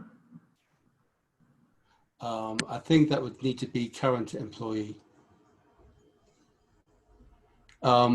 Because, I think on HPC, we always opened up with, does anyone have a conflict of interest with any agenda item? And the person would state why they thought they had a conflict, and the board would say, oh no, that's not a conflict. It was a discussion, okay? Right. We never encountered a situation which was like the member of a board of directors, which is, that is, I think, pretty clear to me. That person should not vote on a thing that brings benefit to that entity. But I really like Sarah's comments there that a number of these other areas, it kind of depends on what it is. So they are flags for a conflict of interest, but the board determines if it is or not, dependent on the situation or context. Yeah, none of this is intended to stifle any discussion. Number one is just that, let people know if you think you have a conflict, or if a member of the board says, Sarah, didn't you serve on blah, blah, blah? And she says, yeah, but that was 10 years ago, and the board says, oh, that's not a big deal for us. This is intended to discuss to stifle any discussion. It's just if the board can't make up their mind, if there's a conflict for some reason, then it comes down to number 4, voting. Otherwise, the other thought behind this was we need to present this to City Council, and yeah, I guess we want to give the perception that we've thought seriously about this. I think Michael and Sarah are right, that we're going to, in the long run, we're going to talk about this and massage this to a point that it works for us.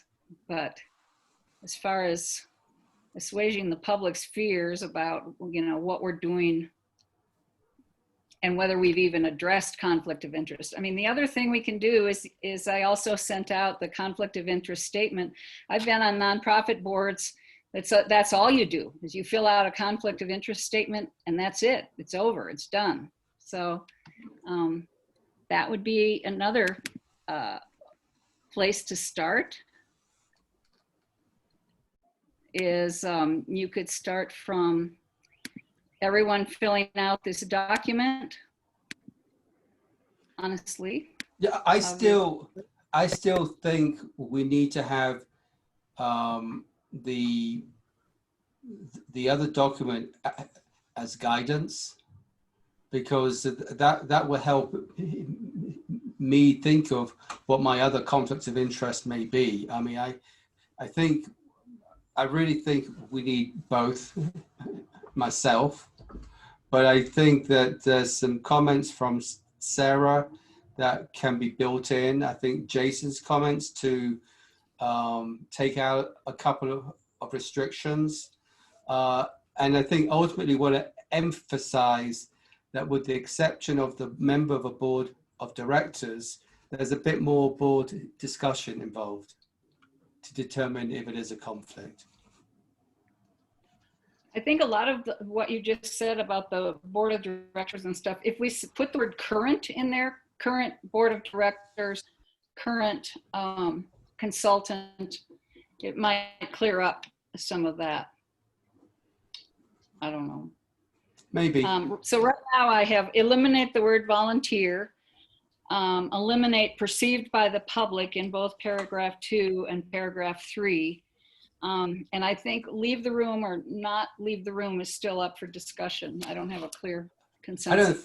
I don't think they should leave the room myself. I think it was Anna who made that point. I agree with her, but you know,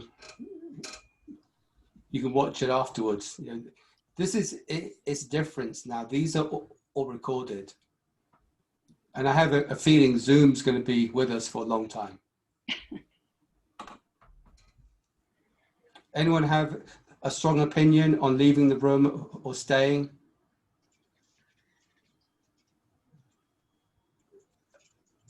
Michael? I don't really think it's necessary for somebody to leave the room. Yeah, I agree. I think that gives you your input, Nancy Wilson. Okay. Anything else? Because I'd like to move on. I'm not sure there's anyone who's tuning into the RNC this evening. I'm not, I might add, but there may be others who are. I'd like to move on to Sarah and Michael, if that's okay. Nancy and Randy, I do think this is something we want to have, I'll call it approved by us for September 22nd, which means we have to have it the previous week to get it into the council packet. So hopefully our next meeting in 2 weeks, I think it's in 2 weeks, we can finalize this. Do you think that's okay? Yes, and we didn't look at the statement tonight, but if anyone has edits to the statement, which is just a straightforward list of what you're involved in, or don't think we should have a statement, conflict of interest statement, let me know. Otherwise, that document is the exact document that they use in Steamboat, and I just changed the wording to our wording. Awesome. Our organization. Okay, thank you. Michael and Sarah. Okay, let me see here. I'm assuming most of you have not opened up your email to look at this draft. How would I put this on the screen? I don't know how to put this on the screen. I'll do it. Or Sarah, can you do it? It's better if one of you do it, because then you can edit it, real time. I don't want to be editing it. So you go to share screen, and a bunch of windows are going to pop up, and you share the window that contains that email or document. Okay, I'll give it a shot. I have no idea how this works. I'm going to have to do some training. I'll be a consultant to the MACH board.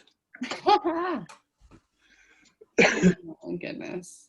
There's lots of YouTube videos about how to use Zoom. Neil, you'll have to leave the room then. Okay, it wants me to quit Zoom in order to be able to start sharing my screen. Uh-oh, no, I'll do it. I'll do it. I'll share it, but you guys are going to have to... Actually, did that just work? I have it on my screen, yeah. Yes. It did? Yeah. How does it look? Does it look It's right? readable. It's readable. Okay. Is that okay there? Now I can see it. Yeah. Okay.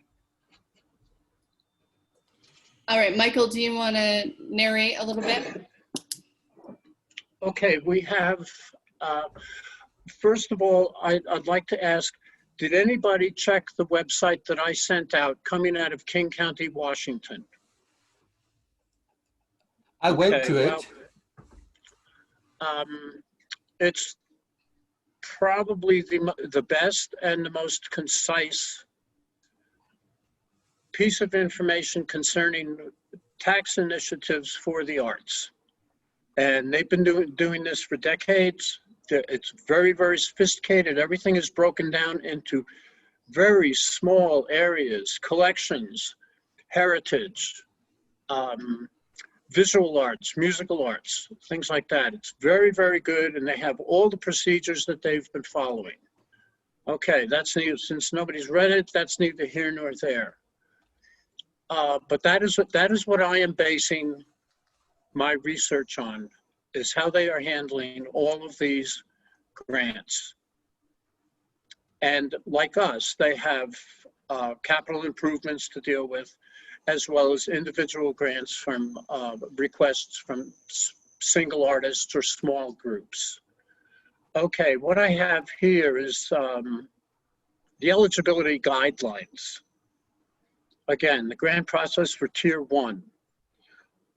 Organizations as stated in ordinance number 2719. That's Tier 1, and that has to be very specific. Applicants will be a 501c3 nonprofit with a legal address in Manitou Springs. We're dealing exclusively with 501c3s in Manitou Springs on this. This is the Tier 1. Applicant nonprofits will be in good standing with the state, meaning they're legitimate, and they will have to furnish proof of their legitimacy. The proof of state and federal nonprofit status is required, regardless of how well we know these institutions. And then I put note, Hiawatha Gardens and Carnegie Library are city properties. Eligibility status and application process will differ from the independent applicants and will need to be discussed at length as more information is put forth by the city. I mean, right now we've got this strange elephant in the room, which is 501c3s and then city-owned property. That's going to take more discussion before I can come up with a legitimate eligibility guideline for that. Yep. Okay, the competitive grants process, that's Tier 2, that's the 34%. The way I'm looking at this and the way I've read the ordinance, this is open to all citizens and nonprofits within the city of Manitou Springs. Individual or groups not classified as a nonprofit can apply via a pass-through, or some people call it fiscal sponsorship, and they need to be partnered with a Manitou Springs nonprofit. This is, you know, if we have some artists in the community that want to do a quilt show, a ceramic show, or they want to do an installation at the Heritage Museum, and they're functioning strictly as individuals, but they need, say, $300 for materials and postcards to promote the show. They need to be going through a certified 501c3 as a pass-through. There's more entities. This is interesting because this has come up several times in some of our meetings. Outside entities, outside of Manitou Springs. I am opposed to us supporting 501c3s coming out of Colorado Springs. That's their thing. But if an artist or a lecturer wants to come here and do a presentation, they have to do a pass-through through one of our 501c3s.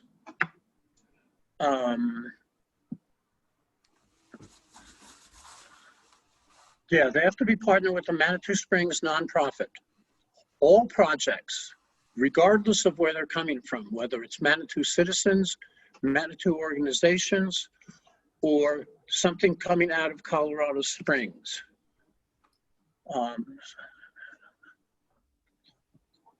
All projects, regardless of where they originate, they have to directly interface with arts, culture, and heritage within the city of Manitou Springs.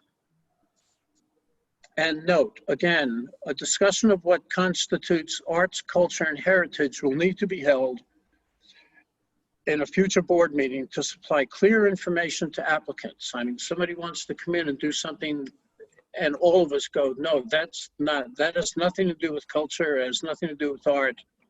Well, they're out. They need to be able to specifically reference why it has to do with arts, culture, and heritage, and what their project has to do with Manitou and why Manitou should host it. Michael? Yes, go ahead. Are we going to include that? I always have done something called an is and an is not to help bring clarity to those kinds of things. Are we going to have that kind of thing as part of the eligibility, or are you suggesting that the definition of arts, culture, heritage be a separate thing? That could be a separate thing. It could be something that just the board discusses and we make a determination. Does this fall into those specific categories? Do they have a rationale that supports what they want to do in Manitou Springs? Okay. Yeah, applications, hang on. Could you scroll down a little bit? Yes. Okay, yes.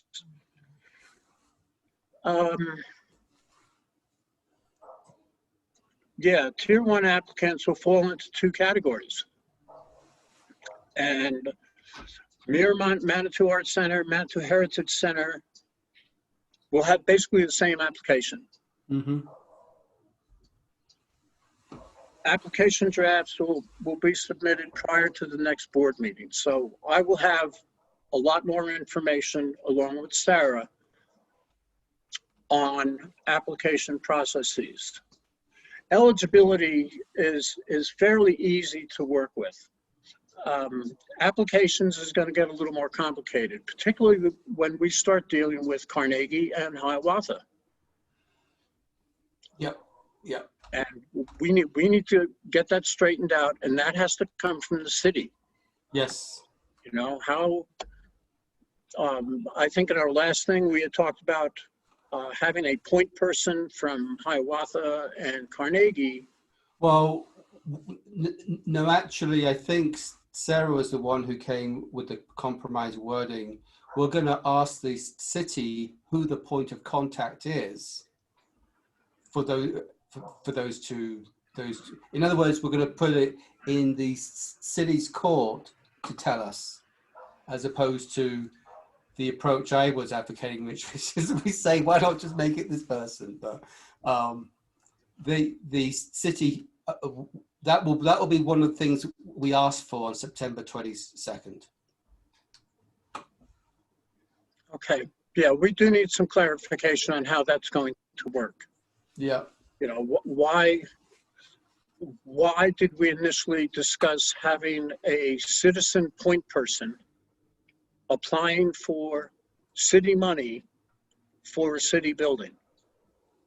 I mean, isn't the city involved in this, or is this strictly on our shoulders? Yeah. Let's just kind of defer that, Michael, till we are in front of City Council, Yeah, because that's down the road. We all agree where the ownership should be. Okay. Any comments on what came up about eligibility? Yes, Nancy. You're muted. Nancy, you're muted. Wilson. Yeah, a question. So under competitive grants process tier 2, individuals or groups that are not nonprofits have to partner with Manitou Springs nonprofit. When you say partner, I mean, another word for that in my mind is fiscal agent. Are they to be that entity's fiscal agent? In other words, will the money be distributed to the Manitou nonprofit and that nonprofit gives it to the individual? That's the way I understand it. Okay. The way that I've seen these handled in the past. Right. So I think it might be helpful to specifically say must seek a partner and fiscal agent out of out of the city of Manitou, out of nonprofits registered in the city of Manitou Springs. The other one would be a foundation. So, can you, and most foundations are nonprofits, but like the Manitou Springs Foundation would be another one that they could partner with, even though they're not arts, cultural, and historic nonprofits. So that's another question I guess I would have. Oh yeah, that's something I would support. They don't have to, I mean, if somebody wants to do a dance performance or a quilt show, no, they don't have to go through an arts organization. They have to go through a 501c3 though. Okay. Okay. And then I guess I know that the library and Hiawatha Gardens are a little bit different, but clearly our marching orders is that they're one of the 5. So we can't, I don't know how we can restrict, but just an update. I did talk to Rob, and they formed an organization. They have a mission statement. There is a group of people coming together, and I don't know if they're going to file their own 501c3 or not, but there's definitely a citizens group now working on the library. Yeah, I want to just not talk about this anymore because we discussed this last week. I don't think there's any new information. The action is we need City Council to direct us on who will be preparing the applications for those 2 city properties. Okay. Neil, this is Nancy Fortune. Mm-hmm. Can I say something? I was going to save this for my report, but I've talked with Denise and I've given City Council heads up about this. So the groundwork is laid to come up with clear guidance for you guys. Good, good. Good, thank you, Nancy. The one observation I had, Michael, on the competitive grants process, which is a deviation from what was in the packet by the MACH ballot measure team, was they had specified 3 years that the entity or individual had to be in existence. Now, I thought that was a bit much, but I notice here there is no, someone could start a thing today and apply in December or January. Is that the intent? Or is it 2 years? It's 2 years. Actually, Sarah, could you comment on that 2-year thing? Sure, and I would love for us to get some input on this as well. Michael and I talked about it rather extensively. And I think our feeling really is that we'd like to see an organization have a little bit of experience, but that we don't want to make this process unnecessarily cumbersome or to dissuade like cool things from happening in Manitou because we're like, you don't have enough experience doing that. It's not a lot of money that we're going to be giving organizations either. So this is the seed that a cool group that's starting up could use to really do some great things that do impact our town well. And so I think we're looking to find a happy medium between some experience and some actual paperwork with the state and the IRS without requiring a ridiculous amount of years of being in existence. So that's kind of why we settled on 2, but would love to hear what anybody else thinks. One of the things about, let's say, the Manitou Springs Community Foundation is that it has been in existence for over 3 years. And I think the way that you have it organized, which I agree with, is that if something is just starting out, that the fiscal agent that Nancy Wilson was talking about is responsible for quality control and the money, so that it does allow for a person that instead of having to go out and start a 501 501c3 and then wait or not wait, that they can go directly to, they could go to the Heritage Center if it was history, or they could go to different places. And that's why I like what you've put in about they have to go through an entity that is established. Yes, So- I'm gonna chime back in on what Sarah said about either a very small group or an individual that wants to engage in a project in town. And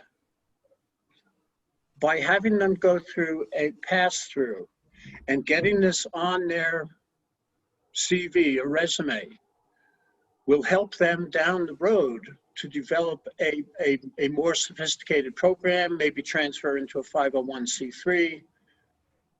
But it does have to go through an existing nonprofit. Okay. And Neil, I think it was your comment about, no, Shanti,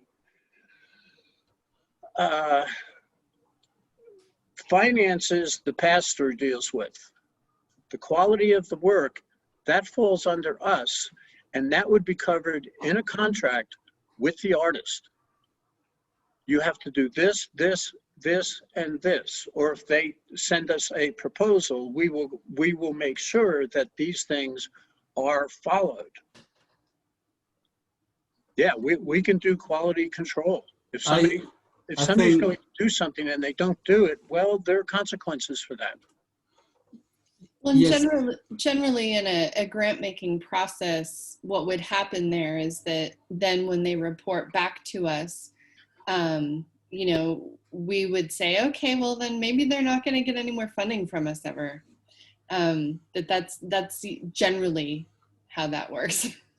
Yeah. The feedback loop there. Yeah, and again, we're not talking huge amounts of money for this 34% group, the tier 2. And we could have discussions with them. I would like, you know, for people submitting proposals to talk to us. And younger groups, younger individuals coming up need to understand the consequences of reneging on a contract. And technically, that's what they have to be working with, is the contract. You will do this and you will get paid this much. If you don't do this, and that, when I say you will do this, they have to be very, very specific about what they're going to do. They can't be doing massive and drastic changes to a project halfway through it because they had some artistic vision. No, they told us what they're going to do, and that's what they're going to do. So if we could just copy the applicants 2 years or more down into the competitive grants process, I think that will address the timing thing. You know, I think that on the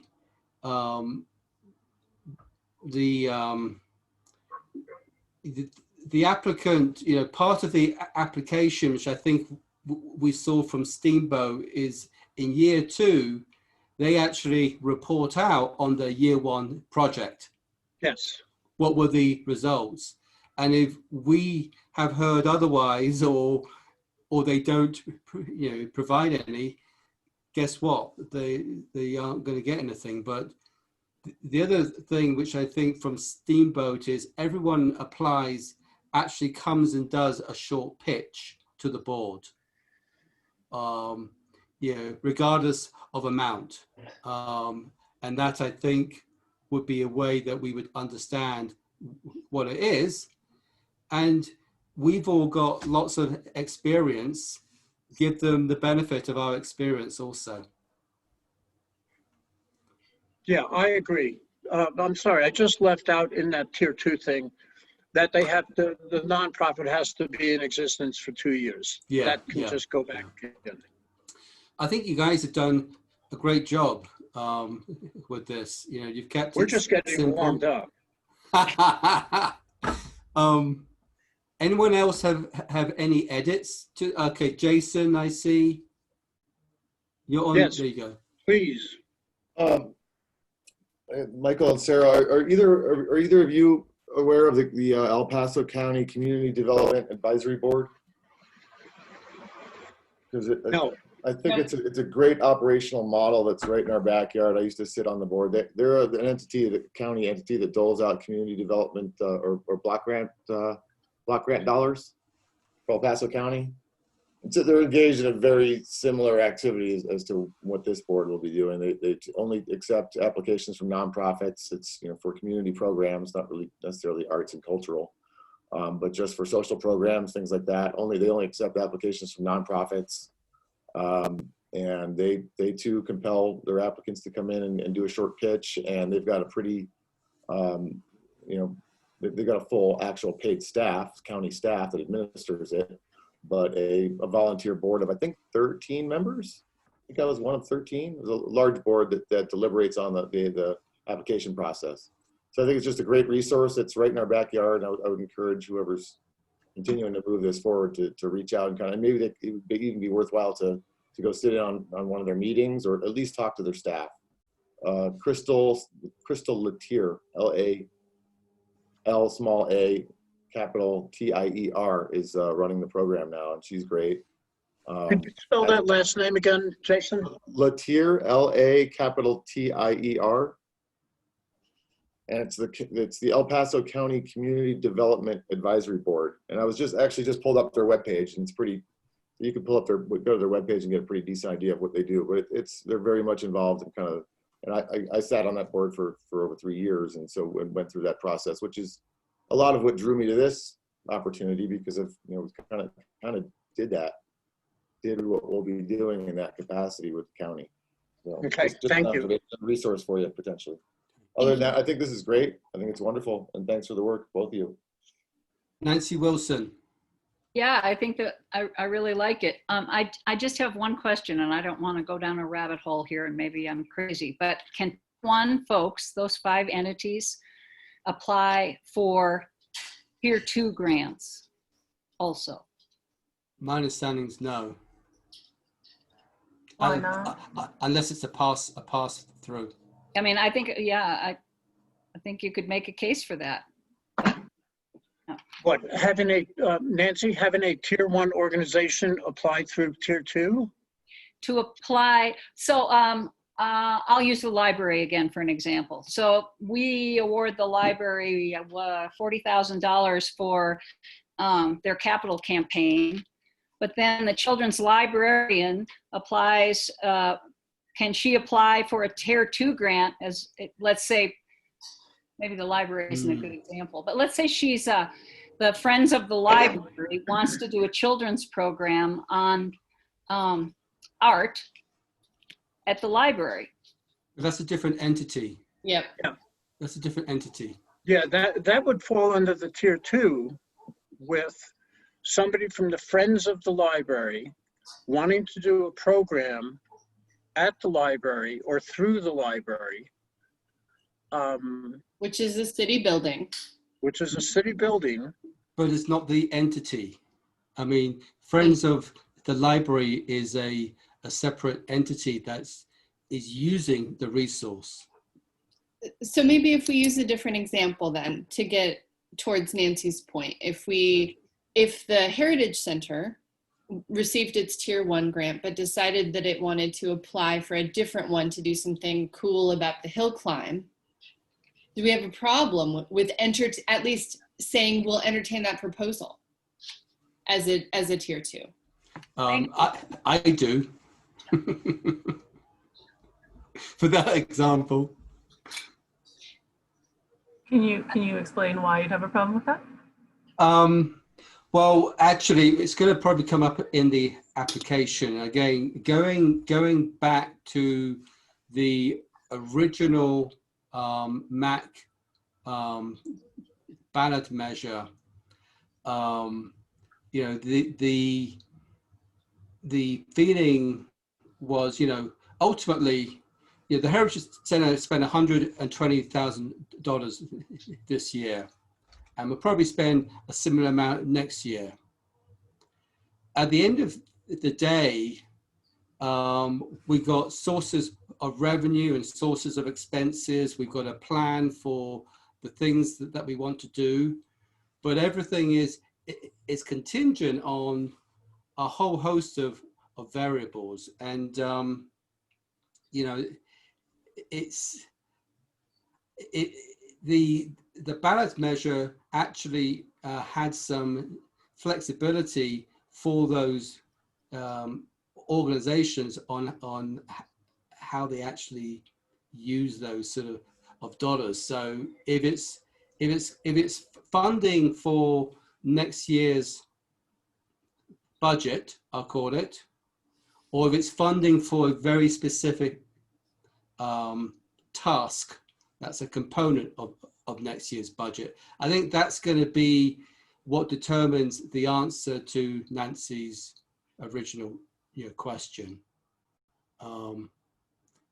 If it's for a very specific purpose, then maybe yeah.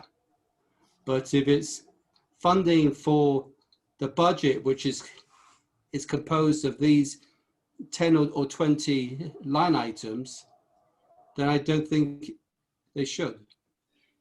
So I then, guess, oh, go ahead, Sarah. oh, sorry. I was going to say, so then should we make the distinction in tier 2 that those requests aren't for general operating funds, but that they're for specific projects? Yeah.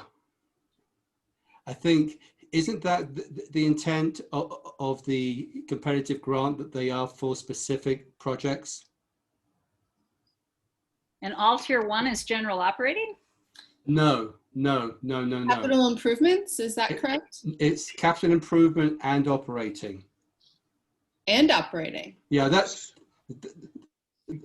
why I sent that packet out. It's worth having a read, at least of the direction that was being taken as part of the ballot initiative.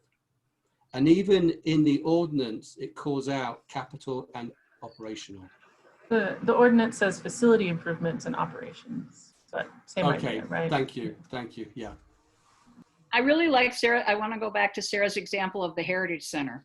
So let's say the Heritage Center has a capital campaign.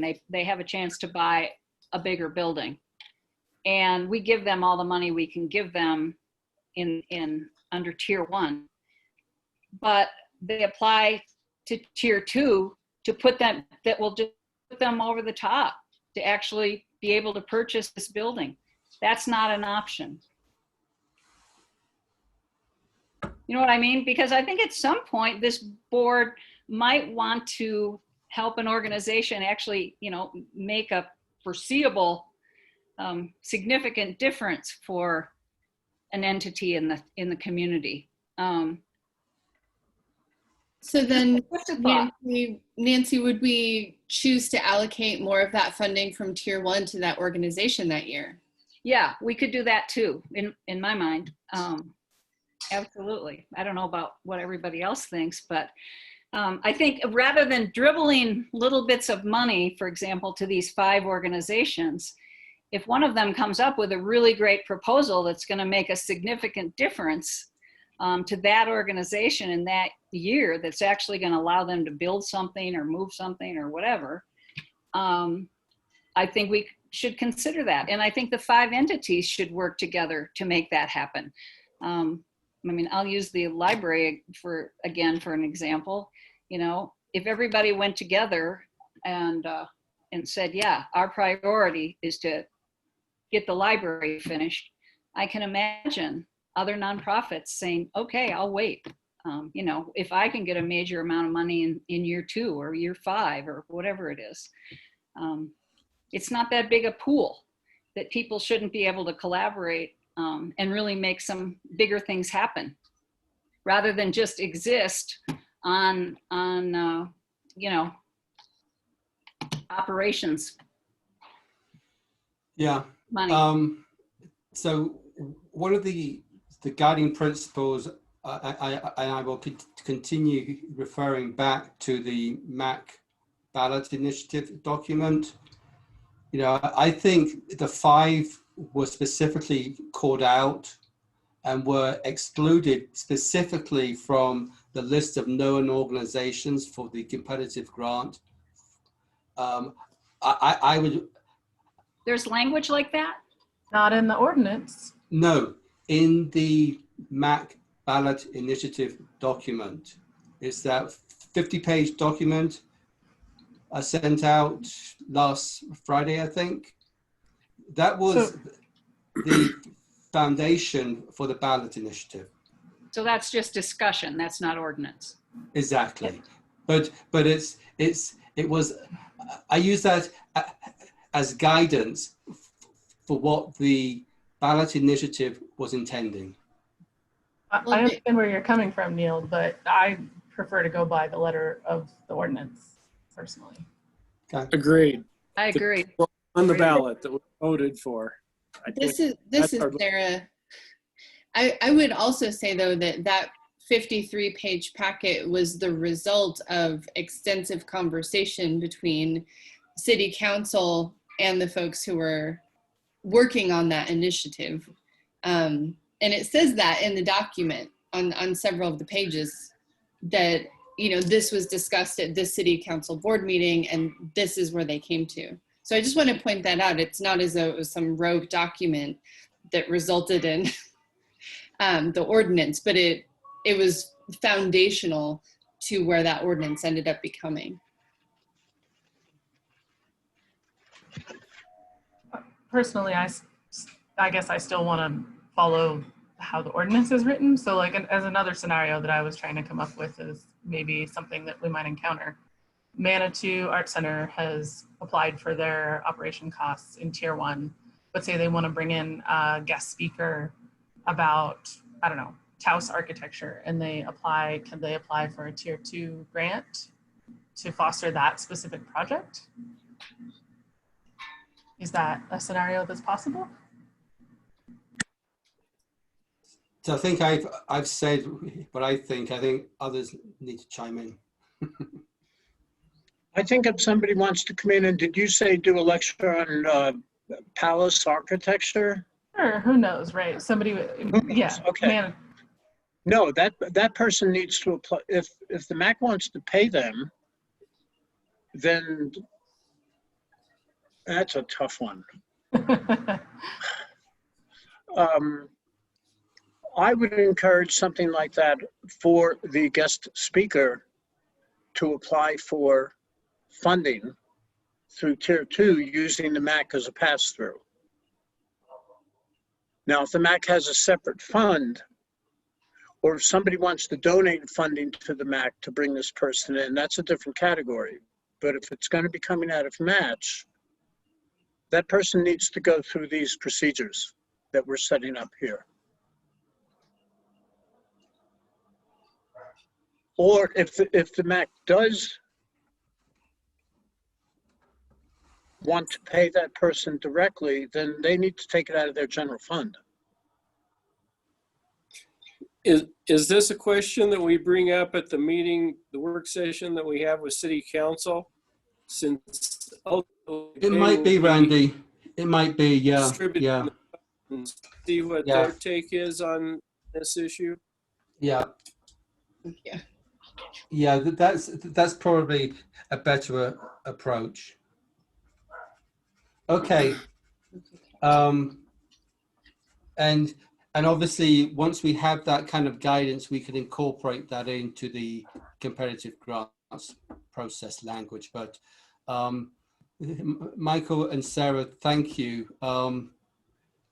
I did want to allow an opportunity for if there were any big opinions people have about the application. I don't mean details, big stuff. You know, know how simple to keep it or how complex to make it, level of backup, or if you guys are comfortable just leaving it to Sarah and Michael to come back with a proposal, I'm fine with that. I just wanted to give you a chance of weighing in if you had something that was really eating at you around the application. Anyone have anything big? Well, I don't know how big it is, Neil, but one thing I was thinking about, I was, just before the meeting, I was looking at the Colorado Common Grant application form, and I thought I heard somebody say, maybe it was Nancy Wilson, that didn't fit exactly into what we're trying to achieve.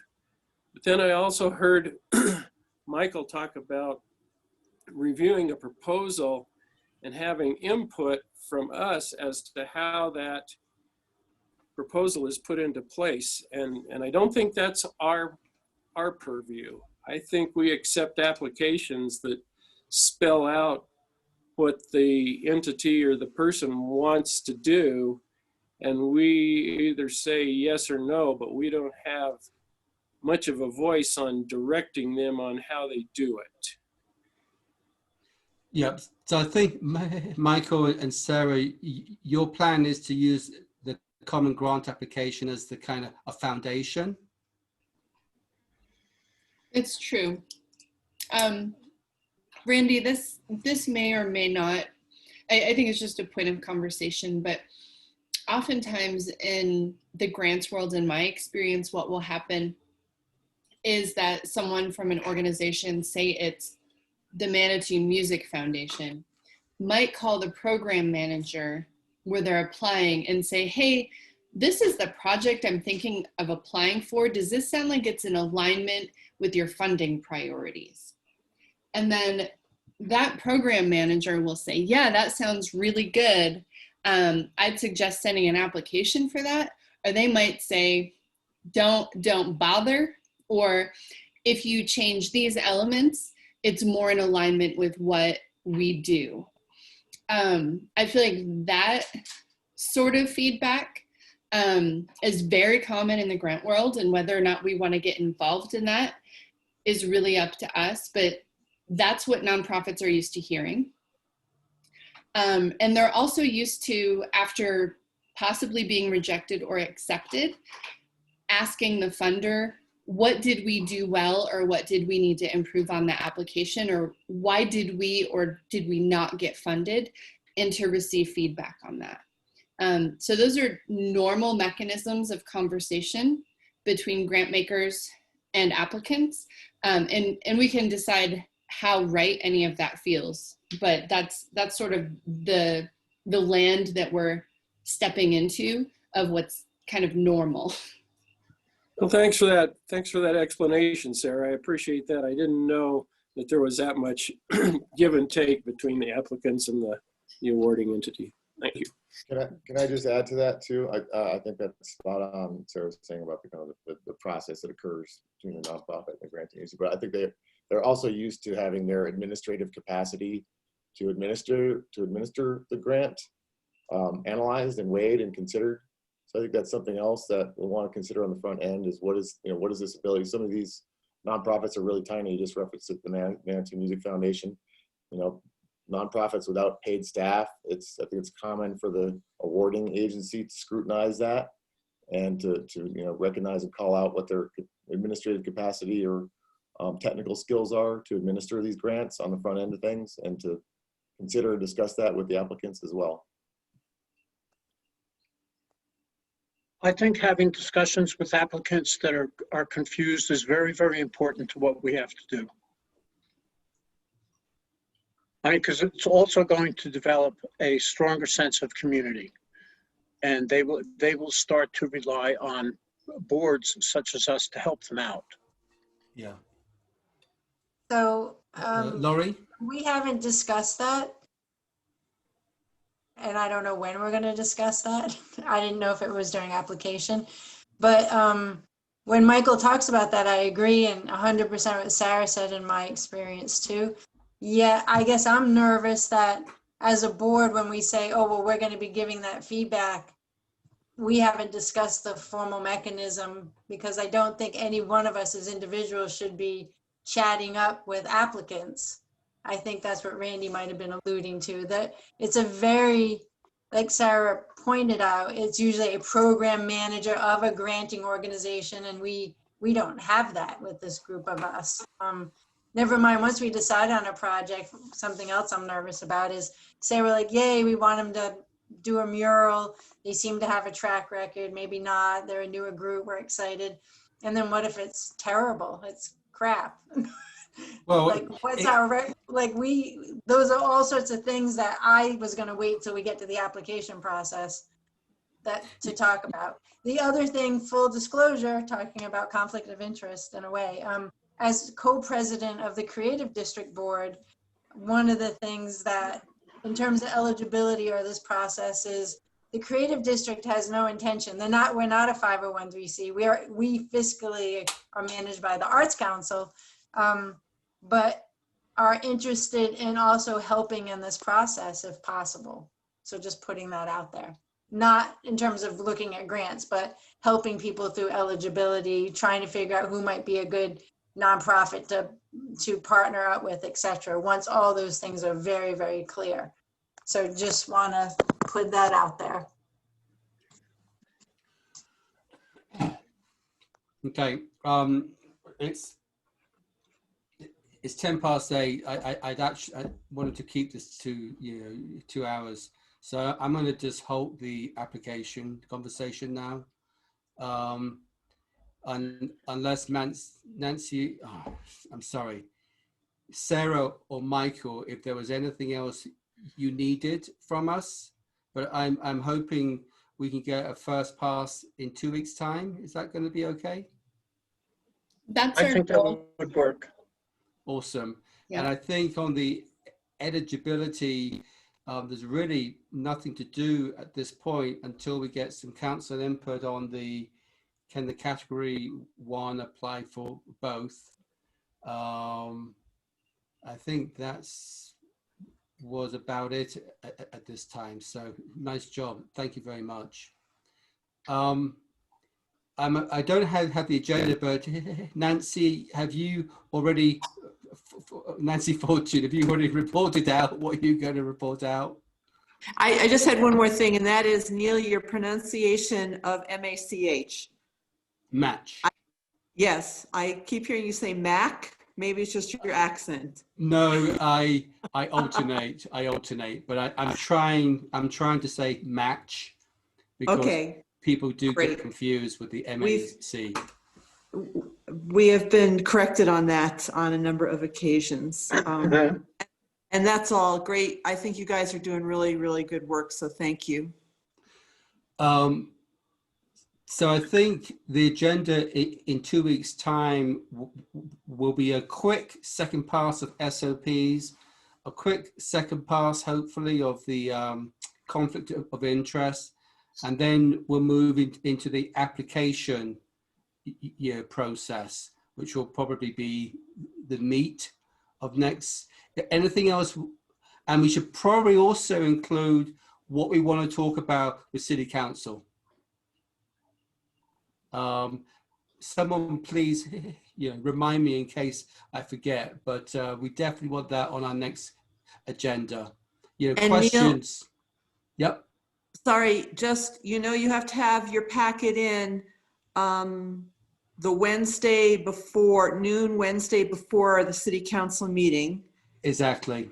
Yes, and with the good background information of the discussion that you currently have, so that council doesn't go down all kinds of rabbit holes. So I'm just putting that out as a warning. Well, I think our backup are going to be notes from these meetings. I'm not going to create another Neil Minch version of what happened. I think we have to use our minutes and notes. So the pressure's on, Anna. No problem. The only other thing on the agenda, though, was the staff liaison report, if there was one. Thank you. No, there is no staff liaison report. Thank you. Well, I guess Becca, the only good piece of news was our July sales tax came in pretty darn good from a MACH perspective. So, July was greater than July of last year. Actually, what just came out was the June sales tax. Oh, shoot, that's right. Damn. Sorry. Damn. Well, hopefully in July as well. Okay, guys. Thank you. Just making sure no one else got anything else they want to say. Thank you for the participation, for the engagement and the attention. Thank you to all the preparers, and we'll speak to you. I think it's in 2 weeks. Is that right? Yes, it is. Official adjournment time? Yes, officially adjourning at, where's my clock? 8:15. Okay. All right. Thanks, guys. I'll see you. Sarah, what are you eating? My son made huevos rancheros. Okay. Yeah. Bye, guys. Bye. Bye.